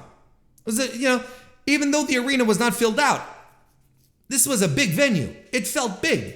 Production value was there. I enjoyed this tremendously. Pre-show. I'm going to go through this quickly. Mai Sakurai won the pre-show Rumble match thing. For what it's worth. I don't like this stuff. I don't care for it. Then we had the Odeyo Tai team of Momo Watanabe, Natsuko Tora, Ruaka, and Saki Kashima defeating Club Venus, the Club Venus team of Mariah May, Xena, and Jessie, former NXT cast off, Kamea. Jessie Kamea, right? Isn't that? And Tekla, who was also a part of that. She is not specifically in Club Venus, but you know, she hangs around them. Fine little match. Again, pre-show stuff. Nothing really to write home here. You can absolutely skip it if you want. Nothing remarkable, but you know, if you want the full experience, you go right ahead. Hey, how you doing, Motown Slim, member of the Mr. Warren Hayes Show channel? It's good to see you, Motown. But now let's get into the main card. Started off with a tag team. Excuse me. Started off with a good old fashioned high speed tag team match where Mei Seira. I really had a difficulty pronouncing. I'll get there. Mei Seira and Starlight Kid defeated the team of Azumi, and Mei Suruga was on loan from Choco Pro. Seira scored the win over Azumi, who is the current high-speed champion, and I guess setting up the next challenger for Azumi. This is exactly. Here's the thing with the high-speed matches. I love them because as much as you're like, as much as they're a skill in and about themselves, right? The high speed style of Stardom, and these women just go blazingly fast. You think, some of the luchadors go fast. You think some cruiserweights on 205 Live used to go. This is nothing here. So I'm here writing notes down. I'm doing notes, and I'm like, this is the high speed match. Super creative spots, misdirections, breaking down a lot of tropes, which I really like. But I don't know half of what's going on, but it's great. This is exactly what I wrote. So, close series of near falls to finish it up. Like, it's good. It's good stuff. It's exciting. It's a cardio workout. There's no pauses. You can't get bored watching this. Well put together, strong match. And as I said, they break down a lot of conventional wrestling tropes when they do this that surprise you. And it's really one of these things where you blink and you miss. This is just amazing. This is a good starter. They usually start with a high speed match on their shows, and there's a reason for that. Gets the crowd into it. Good stuff to kick off the show. Then we went to a tag team match where Miyu Amasaki and Utami Hayashishita from Queen's Quest, the great Utami Hayashishita, defeated Fuwa-chan and Hizuki. Now, this, from what I understood, turns out that Fuwa-chan she's a celebrity. She's not a pro wrestler. This is her second match with Stardom, her second wrestling match, period. And she's trained by Hazuki, her tag team partner here. And she got a lot of shine in this match. I did not see her first match, but she got a lot of shine here and looked good. She looked like she belongs in a professional wrestling ring. And I learned this after chatting with people. Like, man, that Utami, she, so on and so forth. Yeah, I'm a big Utami Hayashishita guy. And they're like, hey, Fuwa-chan is only at her second match. I'm like, really? She's a rookie? Not only is she a rookie, she's not even a pro wrestler. She's like some kind of celebrity. So, we're going down this path here over here in North America. We have guys like Bad Bunny and Logan Paul, despite all the Logan Paulisms that come with Logan Paul. But, we have people coming in with, losing their minds at how great this woman worked the Stardom style. She worked the Joshi style fantastically. Like, in a way, I'm like, this woman has training. She's great. A fantastic performance here. And, she got a lot of shine working with Utami in the ring. Standing toe-to-toe with her and keeping up with her. And Utami, look, here's the thing. Utami Hayashishita is probably one of the greatest big red belt champions Stardom has ever had. Like, she is fantastic. And I'm looking at her coming in, and I understand, look, I understand the process of cycling people in and out. It's like, she was at the top of the card for so long, and now she's like, she's second from the bottom. I'm like, Jesus Christ. Because this woman comes in, and I'm subjugated by her every time. She looks like a killer, but not like a, not like a psycho, disheveled kind of killer. No, like a methodical, precise killer. She's got the presence. She's got the charisma. This woman exudes power, star power. I'm like, what the hell is she doing here? Well, I understood now. Afterwards, I'm like, okay, well, having a great match with this celebrity here.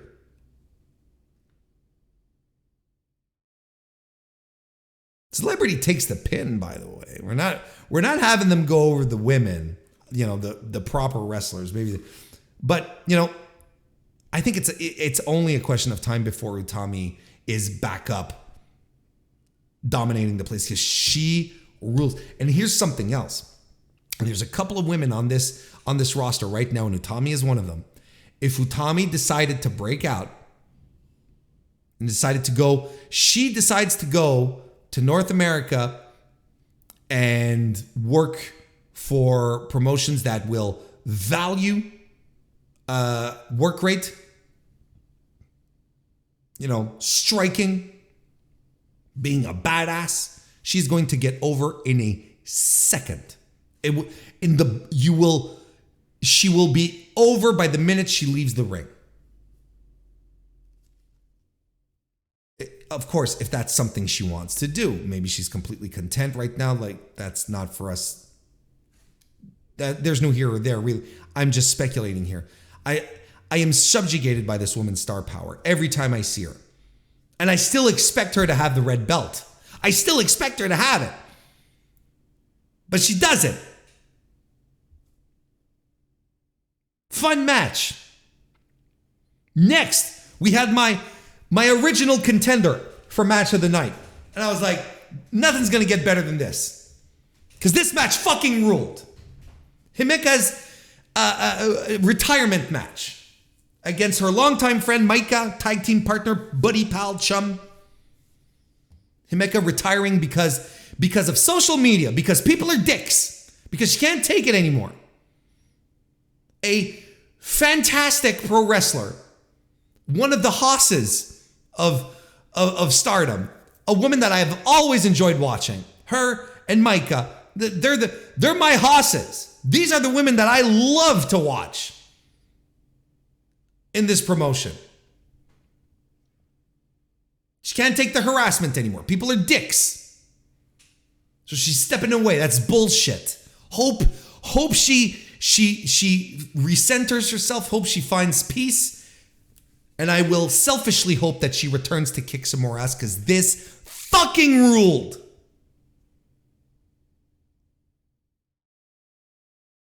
It ruled.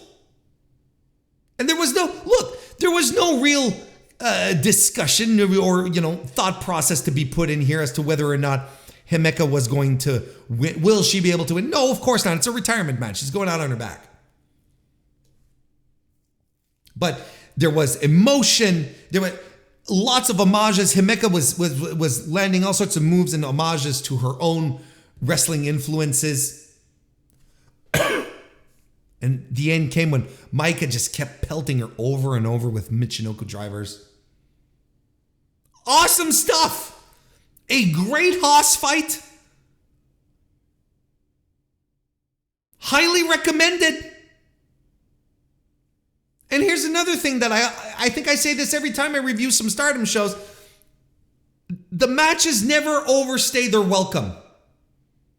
Right? Because the time limits are very short. Seldom does a match overstay its welcome. Let's put it that way.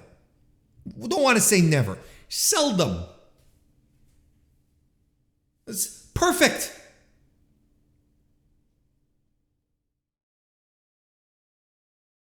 And I love Maika. I hope they continue to find something to have her do great things. But this is also, this is the great thing is that you start off the card with the high speed. You move on to another match, which again is very athletic, very, very fast. Then boom, you land in with the heavy hitters and just sit back and you enjoyed it. This match ruled.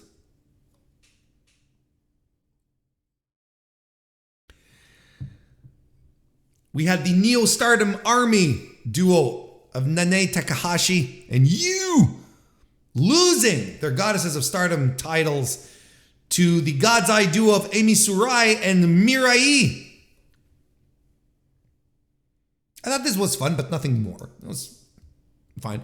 I feel like the crowd, that this match got the crowd out a little bit of it. They didn't feel as responsive as throughout the previous matches and even those next to come. This was very it felt like a transitional match. It was received as one. I like you, but I also like you. I think she's a refreshing presence in Stardom because she's really a big, beefy powerhouse, a Vader type, and was just muscular, no cells, and I think she's great. Anyway, listen. Match comes to an end when the God's Eye duo keep the champs from beating the 20 count. Just keep kicking them outside. And they win the title. You can win a title in Stardom via count out. So that's what they did. That's fine. Between all of us on the main card, this was probably the worst match of the show. And still, it was fine. Don't get me wrong. It's not like it didn't suck at all. The work was there. Just didn't connect. Stuff felt a little weird. Then we had the Artist of Stardom title match, the Trios title. All titles changed hands, by the way. Every title changed hands. That was on the line, of course. The team of Restart, made up of Kairi Hojo, Kairi Sane, Natsupoi, and Saori Anu, defeated the Prominence team of Hiragi Kurumi, Raiza Sarah, and Suzu Suzuki. This was a really, really good match. This was really good. The Prominence team have really been badasses throughout their entire Stardom run. Everything that I've seen from them has just been awesome and violent and brutal and great. And I think this might have also helped make Suzu Suzuki more of a star. Because essentially Prominence is another promotion. It's an independent promotion in Japan, smaller. So there's some crossover here happening. And Suzu, I don't know if you could argue if Suzu is the ace of Prominence or not, but she's one of the stars. But working on this larger scale, Raiza Sarah's fantastic. Don't get me wrong. Suzu Suzuki, though, I think was a standout, has been a standout in this Prominence team. And she's absolutely remarkable. A remarkable pro wrestler who just gets it in the minute details. I enjoyed this a great deal. Those are my notes. At some point, you're just like, you know what? This was great. Kairi ate so much shit in this match. And I respect that, because Kairi Hojo could absolutely be like, no, I'm the vet. Yeah, I'm the superstar. I wrestled in WWE. I'm not doing this. Send Anu out there. Natsupoi, go out there, pay your dues. But no, she's out there and she eats so much shit from the Prominence girls. It's ridiculous.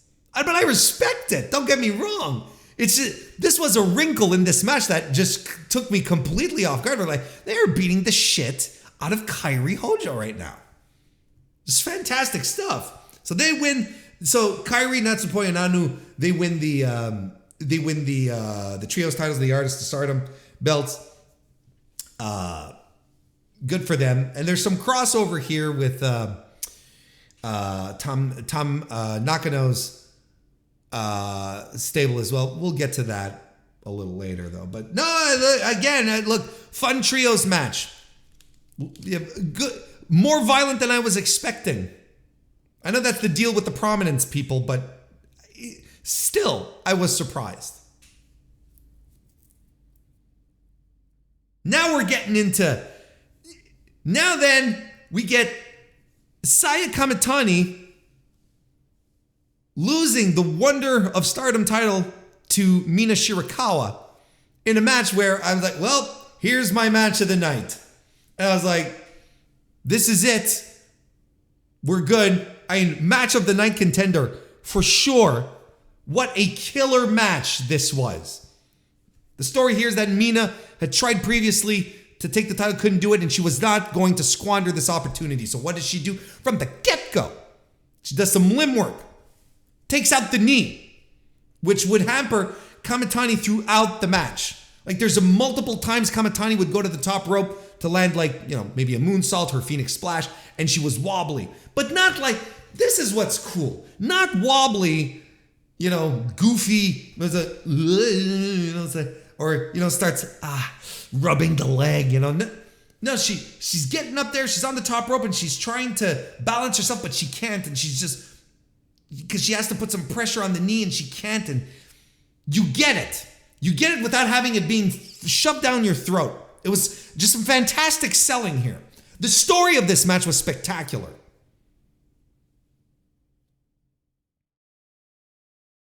Kamitani eventually does land a Phoenix Splash, but it's not enough to put Mina away. There's a great sequence towards the end in the final third of the match where Mina has Kamitani in a figure four for an extended period of time, and Kamitani is trying to reach the ropes, and then Mina does the thing where she drags her back to the middle, and they do this a couple of times, and I'm biting, and I'm like, yeah, okay, this is and I'm into it. I'm into it. And eventually Mina wins with the glamorous driver. I think it's what it's called. Christ, this ruled. And I'm completely underselling it in my breakdown of the match. I'm completely underselling it. This is a fantastic pro wrestling match that you should watch. Saya Kamitani is one of the top wrestlers in the world right now. Yeah, women's wrestlers wrestlers. Period. She is outstanding. This is someone who was built to pro wrestle. She gets it. And she expects her audience to understand what pro wrestling is. She doesn't drive things down your throat. Her in-ring storytelling is impeccable. It cannot be stopped. And she's crazy good. Now, I would assume that this would mean, because she's had the white belt forever, right? Like for 60 million years, I think. I would assume that this would mean that we're graduating Kamitani to maybe a higher spot on the card. Now, don't get me wrong. Mina Shirakawa, fantastic, charismatic, has great ring presence, has the stable of women around. Like she's a star. And this is someone who has come a long way to being the star that she is today. Lots of reinvention, lots of tweaking.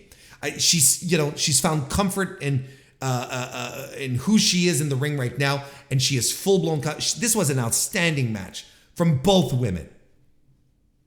Another match of the evening contender.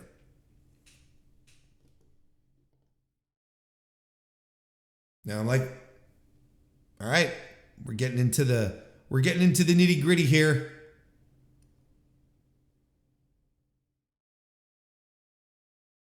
Getting into the nitty gritty. I've seen so many great matches. Whew. But I get another match of the night. I'm like, just this fucking rules. Where Shuri defeated Chihiro Mashimoto in a knockout or submissions only match. Basically, the only way to end the match is for the ref to call it. That's it. And this was brutal and hard hitting, and I was sitting like this the entire time with both of my hands on my head in this gleeful violence that these two women were involved in. And again, more crossover stuff here. Chihiro Mashimoto, she is the ace of the Sendai Girls promotion, and she had been challenged, if I'm not mistaken, she had been challenged by Shuri a few months back. And finally the match came together, right? So again, more crossover between promotions, these matches that you don't get to see a lot. And Hashimoto she's another hoss. Shuri is extraordinary. She's another one of these exemplary wrestlers out of Japan who is just like extraordinary. MMA background. Look, we've talked about Shuri multiple times on this show. If you've forgotten, well, that's on you. She's an outstanding wrestler. So this story that they had was building for a while, and these ladies were throwing bombs at each other. This was not a high-speed match. This was not an acrobatic display of high-flying moves. No, we had two women who were out to hurt each other. And the power moves, we get spears on the floor, we get power bombs, we get German suplexes, DVDs, and running power bombs, and fucking like everything. It was just brutal and violent. And eventually, to end the match, Shuri, she wears down Hashimoto with a buzzsaw kick, like, to the face. And Hashimoto can't answer the 10 count. Like, she tries, but she can't. She's out. The referee calls it. And you know what? Here's the thing. They did this in a way where Hashimoto, like, she wasn't completely knocked out cold, right? She was she was trying to get back to her feet, but she couldn't get off her knees, right? She couldn't get off of, so the referee called it because she couldn't stand all the way back up. So there's just enough juice here if they wanted to run this again. There'd be just enough juice for Hashimoto to be like, I'm going to be ready for you next time. You got me this time by this much. Let's see what happens next time. And you know what?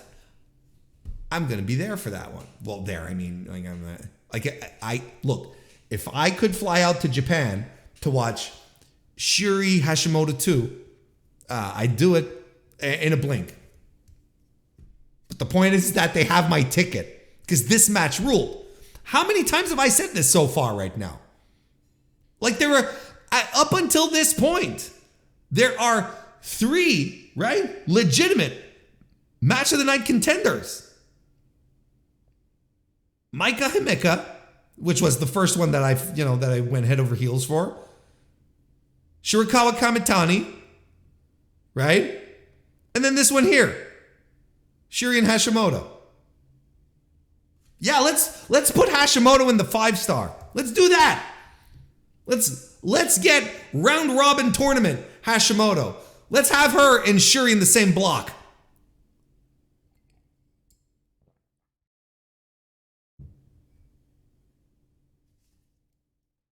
Then we got the IWGP Women's title match where Mayu Iwatani, the Icon, defeated Mercedes Moné to become the new IWGP Women's Champion in a match that I really liked as well.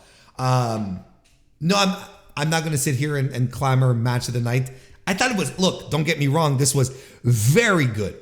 This was very good, and to the point that personally, final stretch of the final third of this match completely did it for me. I thought they were doing good at first. I thought they were fine, The interesting thing with Mayu and Mercedes is that they're both, and I mean this lovingly, okay? This is not a burial. I absolutely mean this lovingly. They're both a little sloppy. And anyone who's watched these women know exactly what I mean, and it's a good thing. It's part of what makes them who they are. And I think it works for them. So at first, there's stuff happening. They're pulling some moves, and they're being fucking Mayu and Mercedes Moné, and this is what you're getting, kind of thing, And you're like, sure, okay. But then towards the end, I think it's the moment that Mercedes hits that moneymaker, and Mayu's leg reaches for the bottom rope to break up the pin, right? Because that's Moné's finisher. And Moné she just loses her shit, and she starts going for pin attempt after pin attempt. She does like 5 or 6 consecutive pin attempts, and not in a cheap way, not just grabbing the leg. She's rolling her up, she's twisting her back, she's doing all sorts of attempts to try and get Mayu down for the 3 count. And from that point on, that match kicked into a whole other gear that just elevated it to something really, really good, something super strong. And this final stretch was outstanding. Even down to Mayu, Mayu doing, I got tossed around so much. Can I do a tombstone? And she has Mercedes up in the tombstone, and she's like, ugh, and she's dizzy and whatnot. She tries to go up top to do a move, but Mercedes, she's desperate, and she just hangs on to the leg, and Iwatani just starts striking her. Goes for a moonsault, lands it. Mercedes kicks out. Dragon suplex with bridge, gets the win. Just look, it's great. It's great stuff. So Mayu's in Nuge now. Mayu's in New Japan.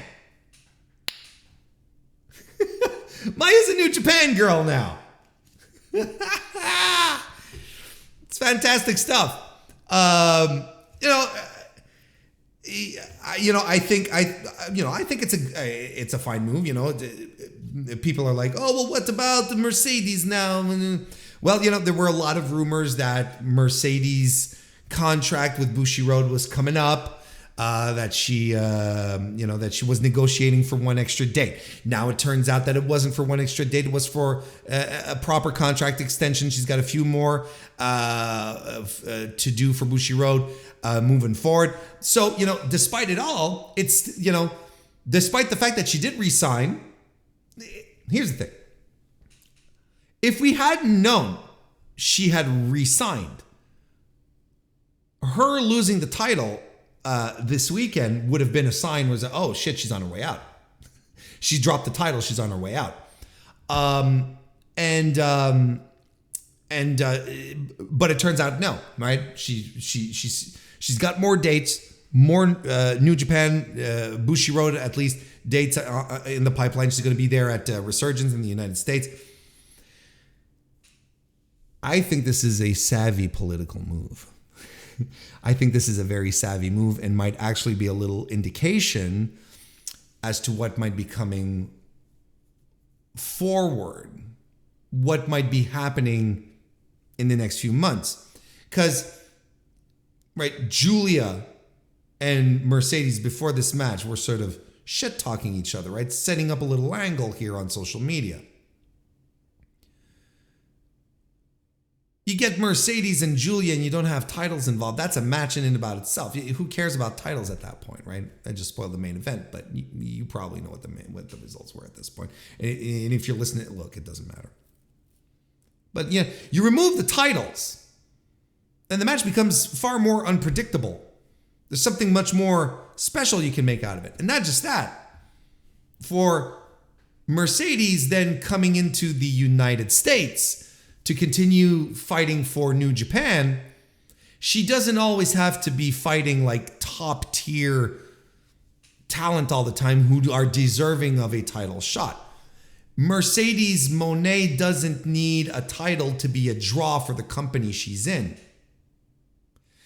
Mercedes Moné going into, the month of June in Toronto without a title makes the possibility of matches happening at a Forbidden Door a lot more open and less complicated politically speaking, right?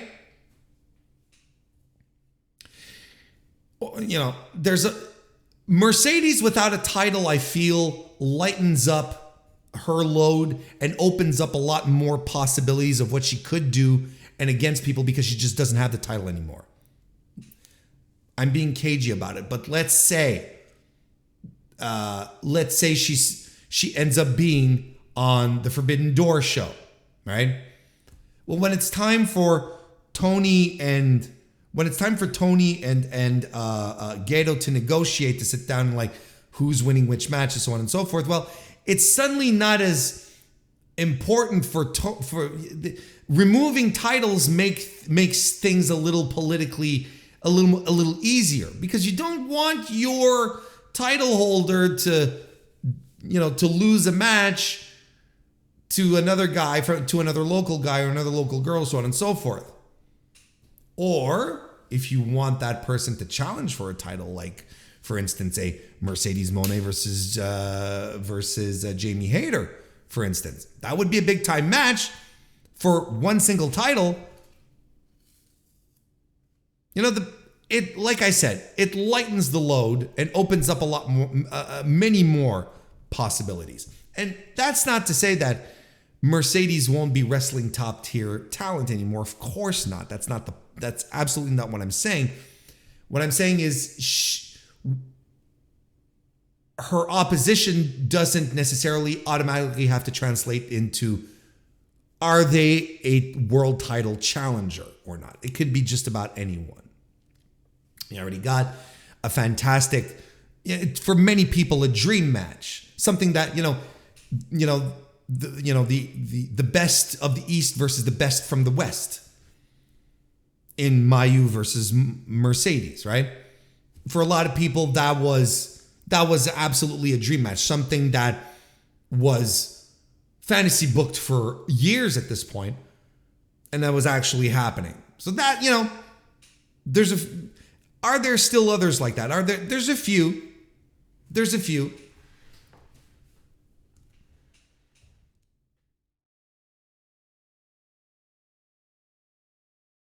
But I think this is, I think it's a good move, and I think it's an indication of what is to come for Mercedes. So we'll see. Because the Julia thing, that's going to rock. And then we get to the main event, where Tom Nakano defeats Julia to become the new World of Stardom champion in, believe it or not, my match of the night. In a show that had me up out of my seat, excited for pro wrestling,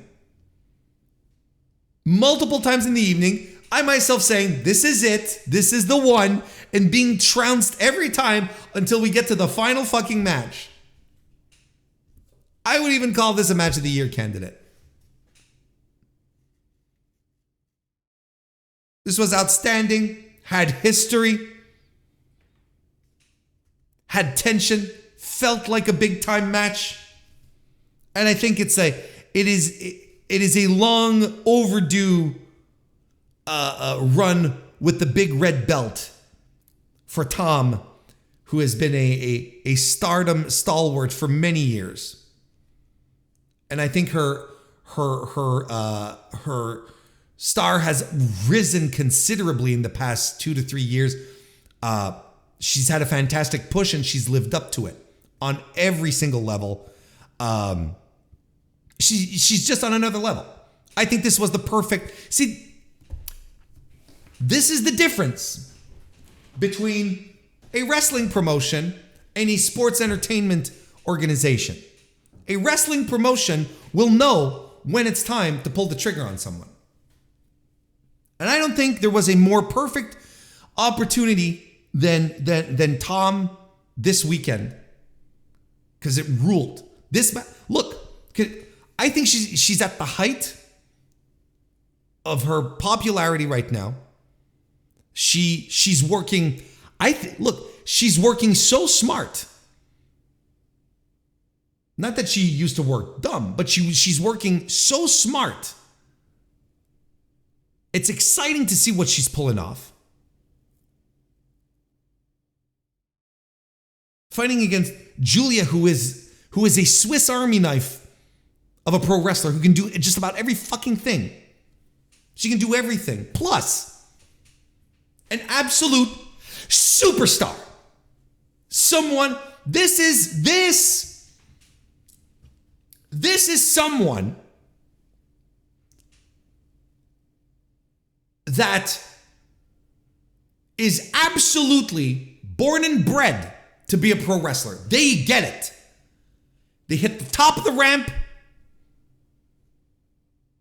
They look like $1 million. They own the fucking arena.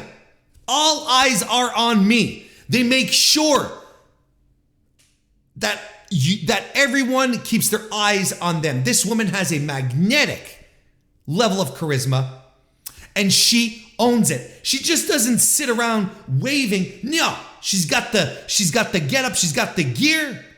She commands presence. She commands your respect.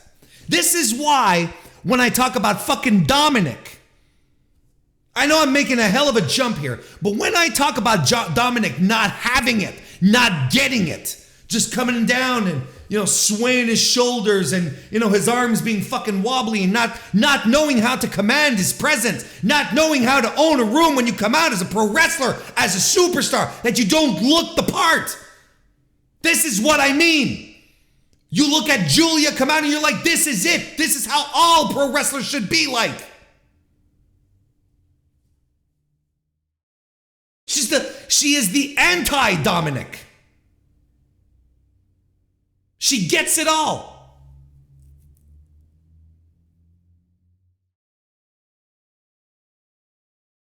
In the chat, we've got people saying they were there when Julia won the belt in Ryogoku. That's fantastic. What a moment. What a trip. On both levels of the word.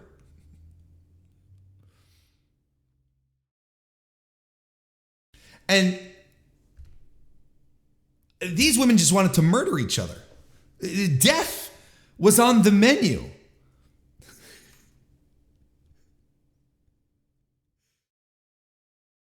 And it starts with, and I know this is, I don't know what the exact name, Tom Nakano probably has a name for it. I think it's the Twilight Dream. Anyway, the Steiner screwdriver she does, right? That's how she's beaten Julia with that before. And Julia does one out the gate. So you're like, oh, okay, we're on now. Dives deep into the lore, and I love it. They're fighting on the top turnbuckle. Well, they fight on the floor. Julia pulls out a table. They don't use it just yet. The next thing you know, they're on the top turnbuckle. They're doing shit. And then Julia tosses Nakano off the top, and she goes diving onto the table, but lengthwise. You don't see that very often. You'll go through the middle. But she lands on it lengthwise. And a little high as well. Her back she doesn't land like right in the middle. She lands a little high on the table on her upper back, and like, ow, that fucking hurt. That hurt for me. Because they were on top of that table trying to do moves on each other. Don't forget, these are Japanese tables. They're not the discount Home Depot, Lowe's tables. No. These are the real deal.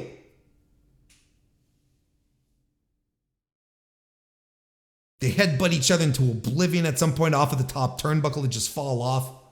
Slap the fucking hell out of each other. Just open palm strikes. Julia lands a straight left at some point. Is it a left or was it a right? She lands a straight punch anyway. The referee reprimands her. I didn't know closed fists weren't allowed in Stardom. I didn't know closed fists weren't allowed because she got reprimanded pretty bad. And she does it a second time in the match. And the referee's like, hey, listen. And she's like, no, I hit with this, not with this. And the crowd is getting a little rambunctious. They're like, hey, cut this shit out, Julia.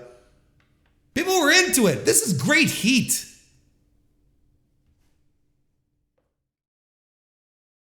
You get Falcon Arrows, a short arm backdrop driver. And it's these little things. I'm like, this rules. I popped. Get tiger drivers and running knees by Tom over and over again, which fires up Julia, but then to make sure she doesn't get fired up enough, she eats another running knee. Double underhook superplex by Tom Nakano. She hits the violet screwdriver. Thank you, Kurt Pope in the chat. The violet screwdriver. That hammerlock German thing, which I think is called the Twilight Dream. I don't know why it's coming to my mind right now. Kurt Pope, in the chat, you could probably correct me on that. But I think she does a hammerlock German gimmick. And I think she calls that the Twilight Dream. And I get confirmation. And she hits another violet screwdriver for the win. Just, look. An outstanding, brutal match that had me out of my seat, writing big excited letters in my notebook, because that's how, when I get excited, I just start scribbling. Outstanding stuff. Just completely outstanding. A true, excellent main event. You could not have capped off this excellent show any better than this. Like, this is a template show on how to run a pay-per-view, on how to run a promotion with exciting talent, people who are good at their job, who understand how to wrestle, how a wrestling match is put together. No fucking dopey, mullets and cheap heat. You sit down, it's a long show, but you sit down, you watch this. I'll be goddamned if you're not entertained from top to bottom.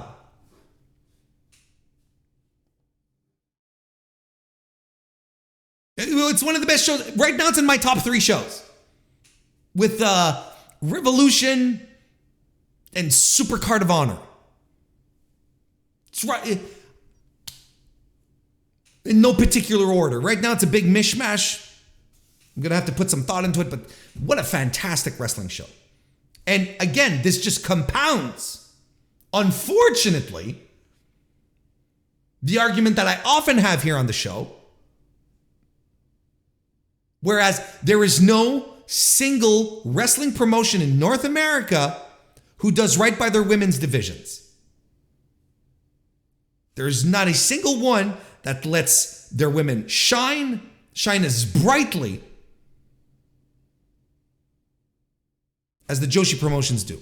Well, of course, Warren, they're just women's promotions. Still, if you think Sol Ruka and Tiffany Stratton doing Ricochet, Will Ospreay gymnastics to be the pinnacle of women's wrestling right now, I'm terribly sorry. You have to watch something else. If you believe Liv Morgan to be the future of pro wrestling, God bless Liv. I've got nothing against her. But you've got to watch something else. This show was outstanding. You've never watched Stardom before? It doesn't matter. You don't even need to know the intricacies and the story and the lore. It doesn't matter. Sit down and enjoy some pro wrestling, some athleticism, where women are actually treated like athletes. It's like, go out there, perform, tear the house down. Stardom is in an upswing in Japan right now. And it's compounded from a bunch of things. And of course, the Bushiroad purchase, of course, helps, because that's an injection of money for a bunch of reasons. Promotion, marketing, that helps. But you can have all the promotion, you want if the talent is not there, if the people are not excited to see what's going on. No one's going to tune in. No one's going to buy tickets to the show. This is a huge gate for them.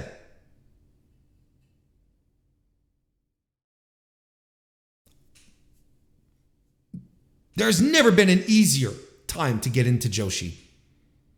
And if you need a starting point, go to this show. Buy this show. I don't care if it's not live anymore. I don't care that you're going to buy the replay. It doesn't matter. Because I promise you, if you are a listener of the Mr. Warren Hayes show and you like pro wrestling, like I do, you're going to tune into the show. You're going to sit down. You're going to have a bowl of popcorn and a fizzy drink. And you're going to be entertained for the next 5 hours or so. You're going to be like, I did not, and you will not feel like your time is wasted at all.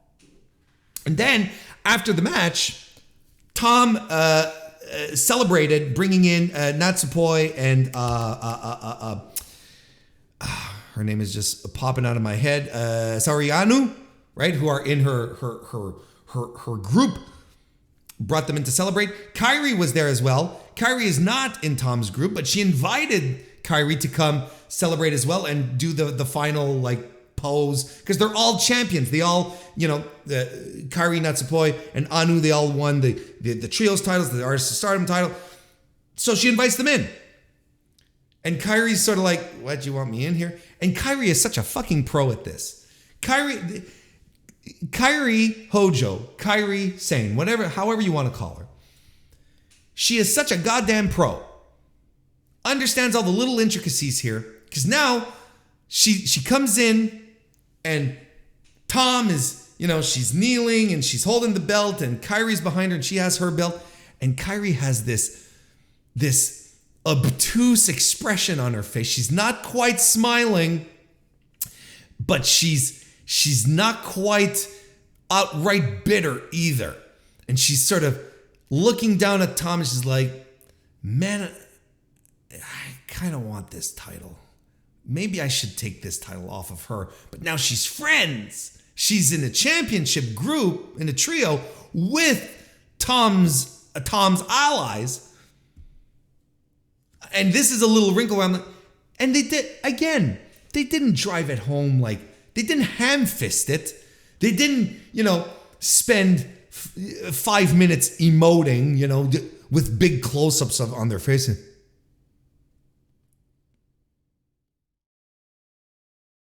It's goddamn pros. Goddamn pros. Yeah, see, Kairi and Tom, they have unfinished business. There's a whole ton of lore here. Going back to the WrestleMania match. Look at God, I love my audience. I love my audience. Going back to the Wrestle Kingdom match. Let's fucking go. Joshi, man. Stardom. Get into it. Before we wrap things up, we're going to do a quick preview of one of the New Japan Road to Dontaku shows that are upcoming. not all of them, because they're Road 2 shows, right? And we the Wrestling Dontaku is going to be next weekend, if I'm not mistaken, or next week anyway. Isn't it on a Thursday? I'm suddenly a little confused. No, I think it's next week. Look, it's not this upcoming weekend. It's next weekend. I'm going to preview it next on the next Mr. Warren Hayes show because, look, I'm just going to pull it up here just to make sure. Wrestling Dontaku 2023. Yeah, on May the 3rd. So it's a Wednesday. It's a Wednesday. So a Thursday for us. So yeah, okay. So I'm going to preview it here, and then we'll have the full review on the after that. But there's one Road 2 show that's happening this week in 2 days on the 27th, which has some very interesting matches on it that should call upon y'all's attention as we get closer to Dontaku. We've got we are going to have the United Empire team of Aaron Henare and Great Khan taking on Oleg Boltin and Oscar Lube, the young lions here. Lube's taking the fall here, right? He's taking the pin. They're not gonna start jobbing out Oleg Boltin, are they? He won all that barbecue. No, but the tournament hasn't happened yet. Then we have an 8-man tag match with the Chaos team of Hiroki Goto, Toru Yano, Yo, and Yoshihashi taking on the House of Torture. Couldn't care less. 6-man tag team match here. I mean, look, they're probably going to set up something between Bishamon and fucking, Evil and Yujiro. Like, I could not think of a worst possible scenario here than to have Bishamon drop the titles, stop feuding with, getting out of feuds with Hiroshi Tanahashi and Kazuchika Okada and Aussie Open, and then end up having to work with these fucking scrubs. Fucking Yujiro. I couldn't be less interested.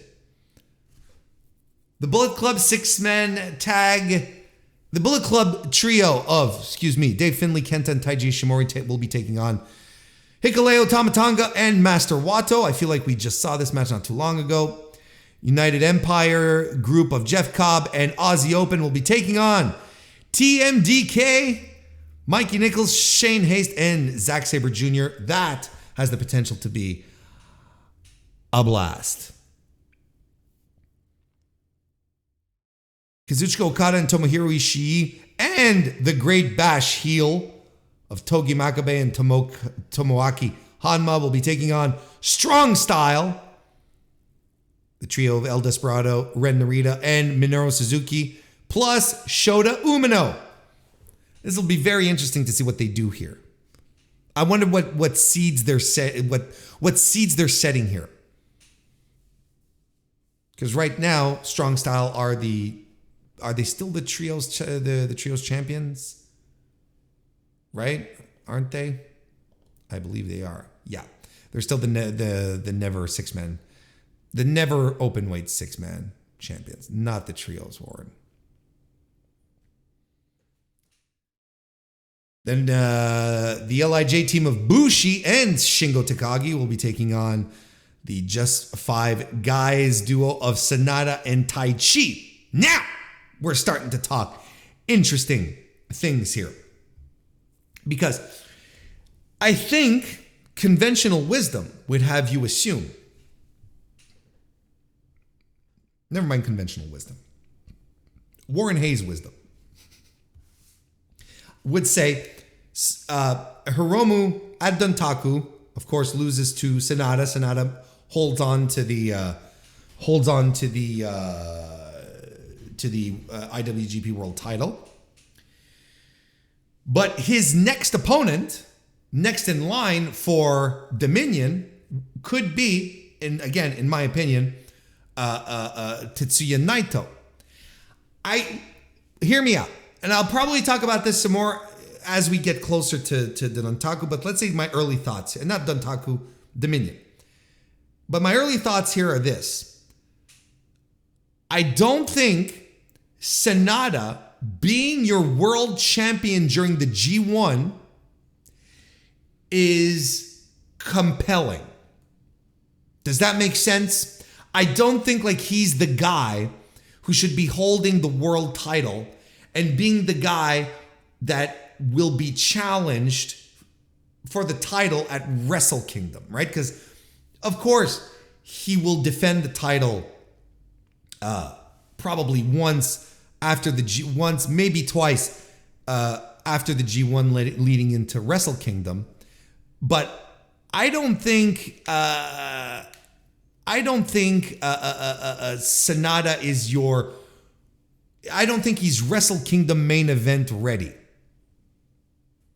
I think that's fair. Of course, I'm on record. I'm not convinced about the Sanada run. I think he's got a lot to show. He's got a lot to prove. And I think, look, I think that it makes more sense to get the title off of him going into the G1, having a top guy, a super baby face like Naito hanging on to it right up until Wrestle Kingdom, where then you can do whatever title switch you want.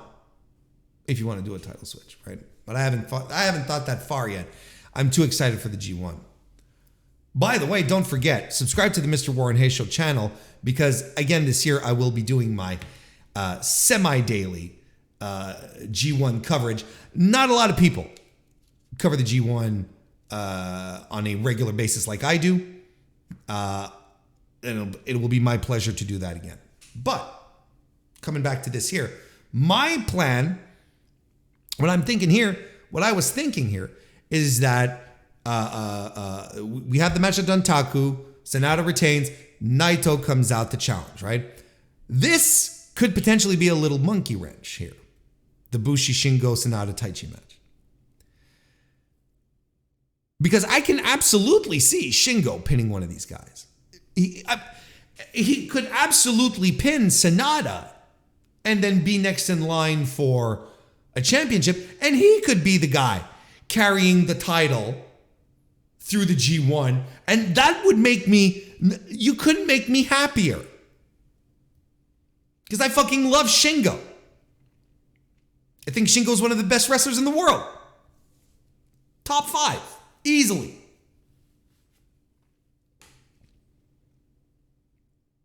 So there's something to be said here at the idea of Shingo maybe getting a pinfall over Taichi. Of course, Bushi is here. So all signs point to Bushi being, the pin eater here. And maybe I'm really overthinking this. But it's still an interesting little wrench here, which could also very much be plausible, having Shingo hold the title during the G1. Now, is Shingo Wrestle Kingdom main event material? I would say yes, because I'm biased. He's more of a main eventer, credible main eventer than Sanada at this point. Let's put a pin in that. We'll return. We'll come back to this one. Tetsuya Naito will be taking on Dookie. I think this is going to be a sleeper fun match. I wouldn't sleep on this match.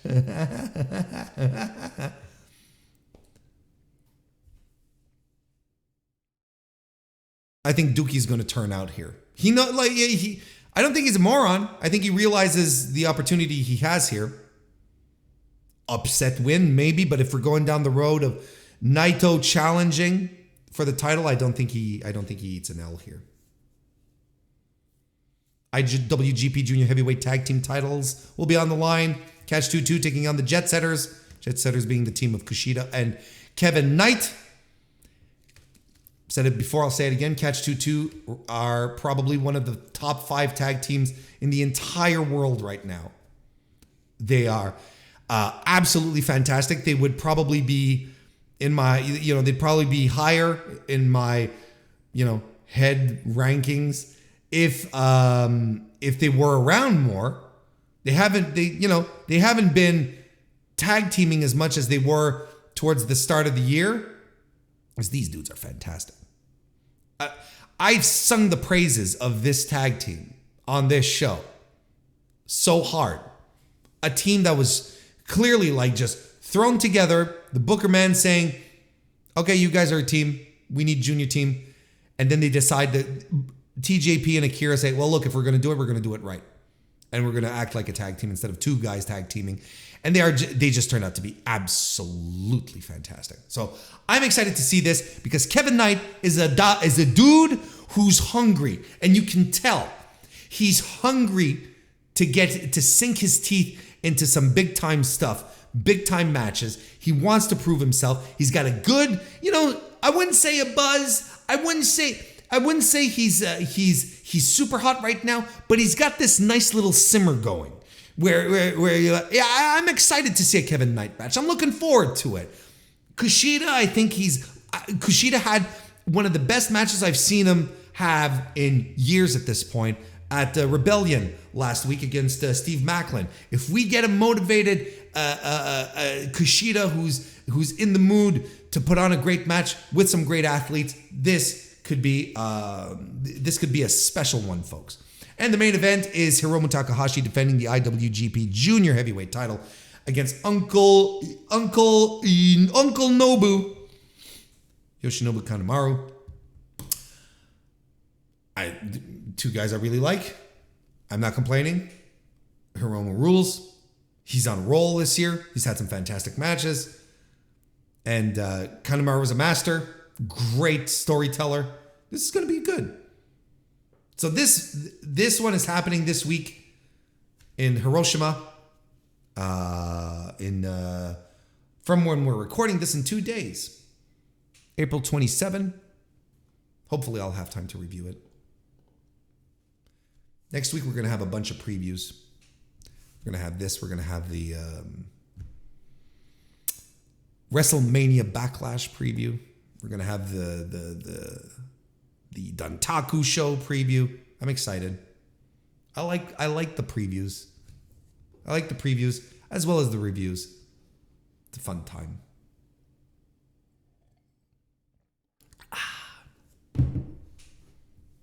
But this was all a fun time. But now it is time to head on over to the weekly, to end actually.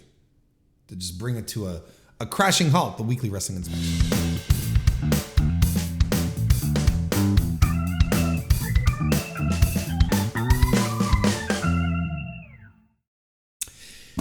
There you have it, folks. Another one bites the dust. Thank you for everyone who joined us live here on youtube.com/MrWarrenHayes tonight on a Tuesday night. Again, we record live 7 p.m. every Tuesday. So if you want to come in, join the chat, join the shenanigans that we do to warm up the stream because we have a good time. Please, if you can't make it, it's a good time. It's fun. We'd love to have you. If you haven't already liked the video, if you haven't already subscribed to the channel, I will be back on Tuesday for another Thursday for another AEW Dynamite review, which of course will be available here on youtube.com/MrWarrenHayes or on your favorite podcast application as well. And hey, 5-star reviews on Apple Podcasts, 5-star ratings on Spotify also help out a great deal and show a little bit of love. And I know you've got a lot of love to give. So there you go, folks. I hope everyone has a great rest of your week. Thank you for being here. I'll see you next time.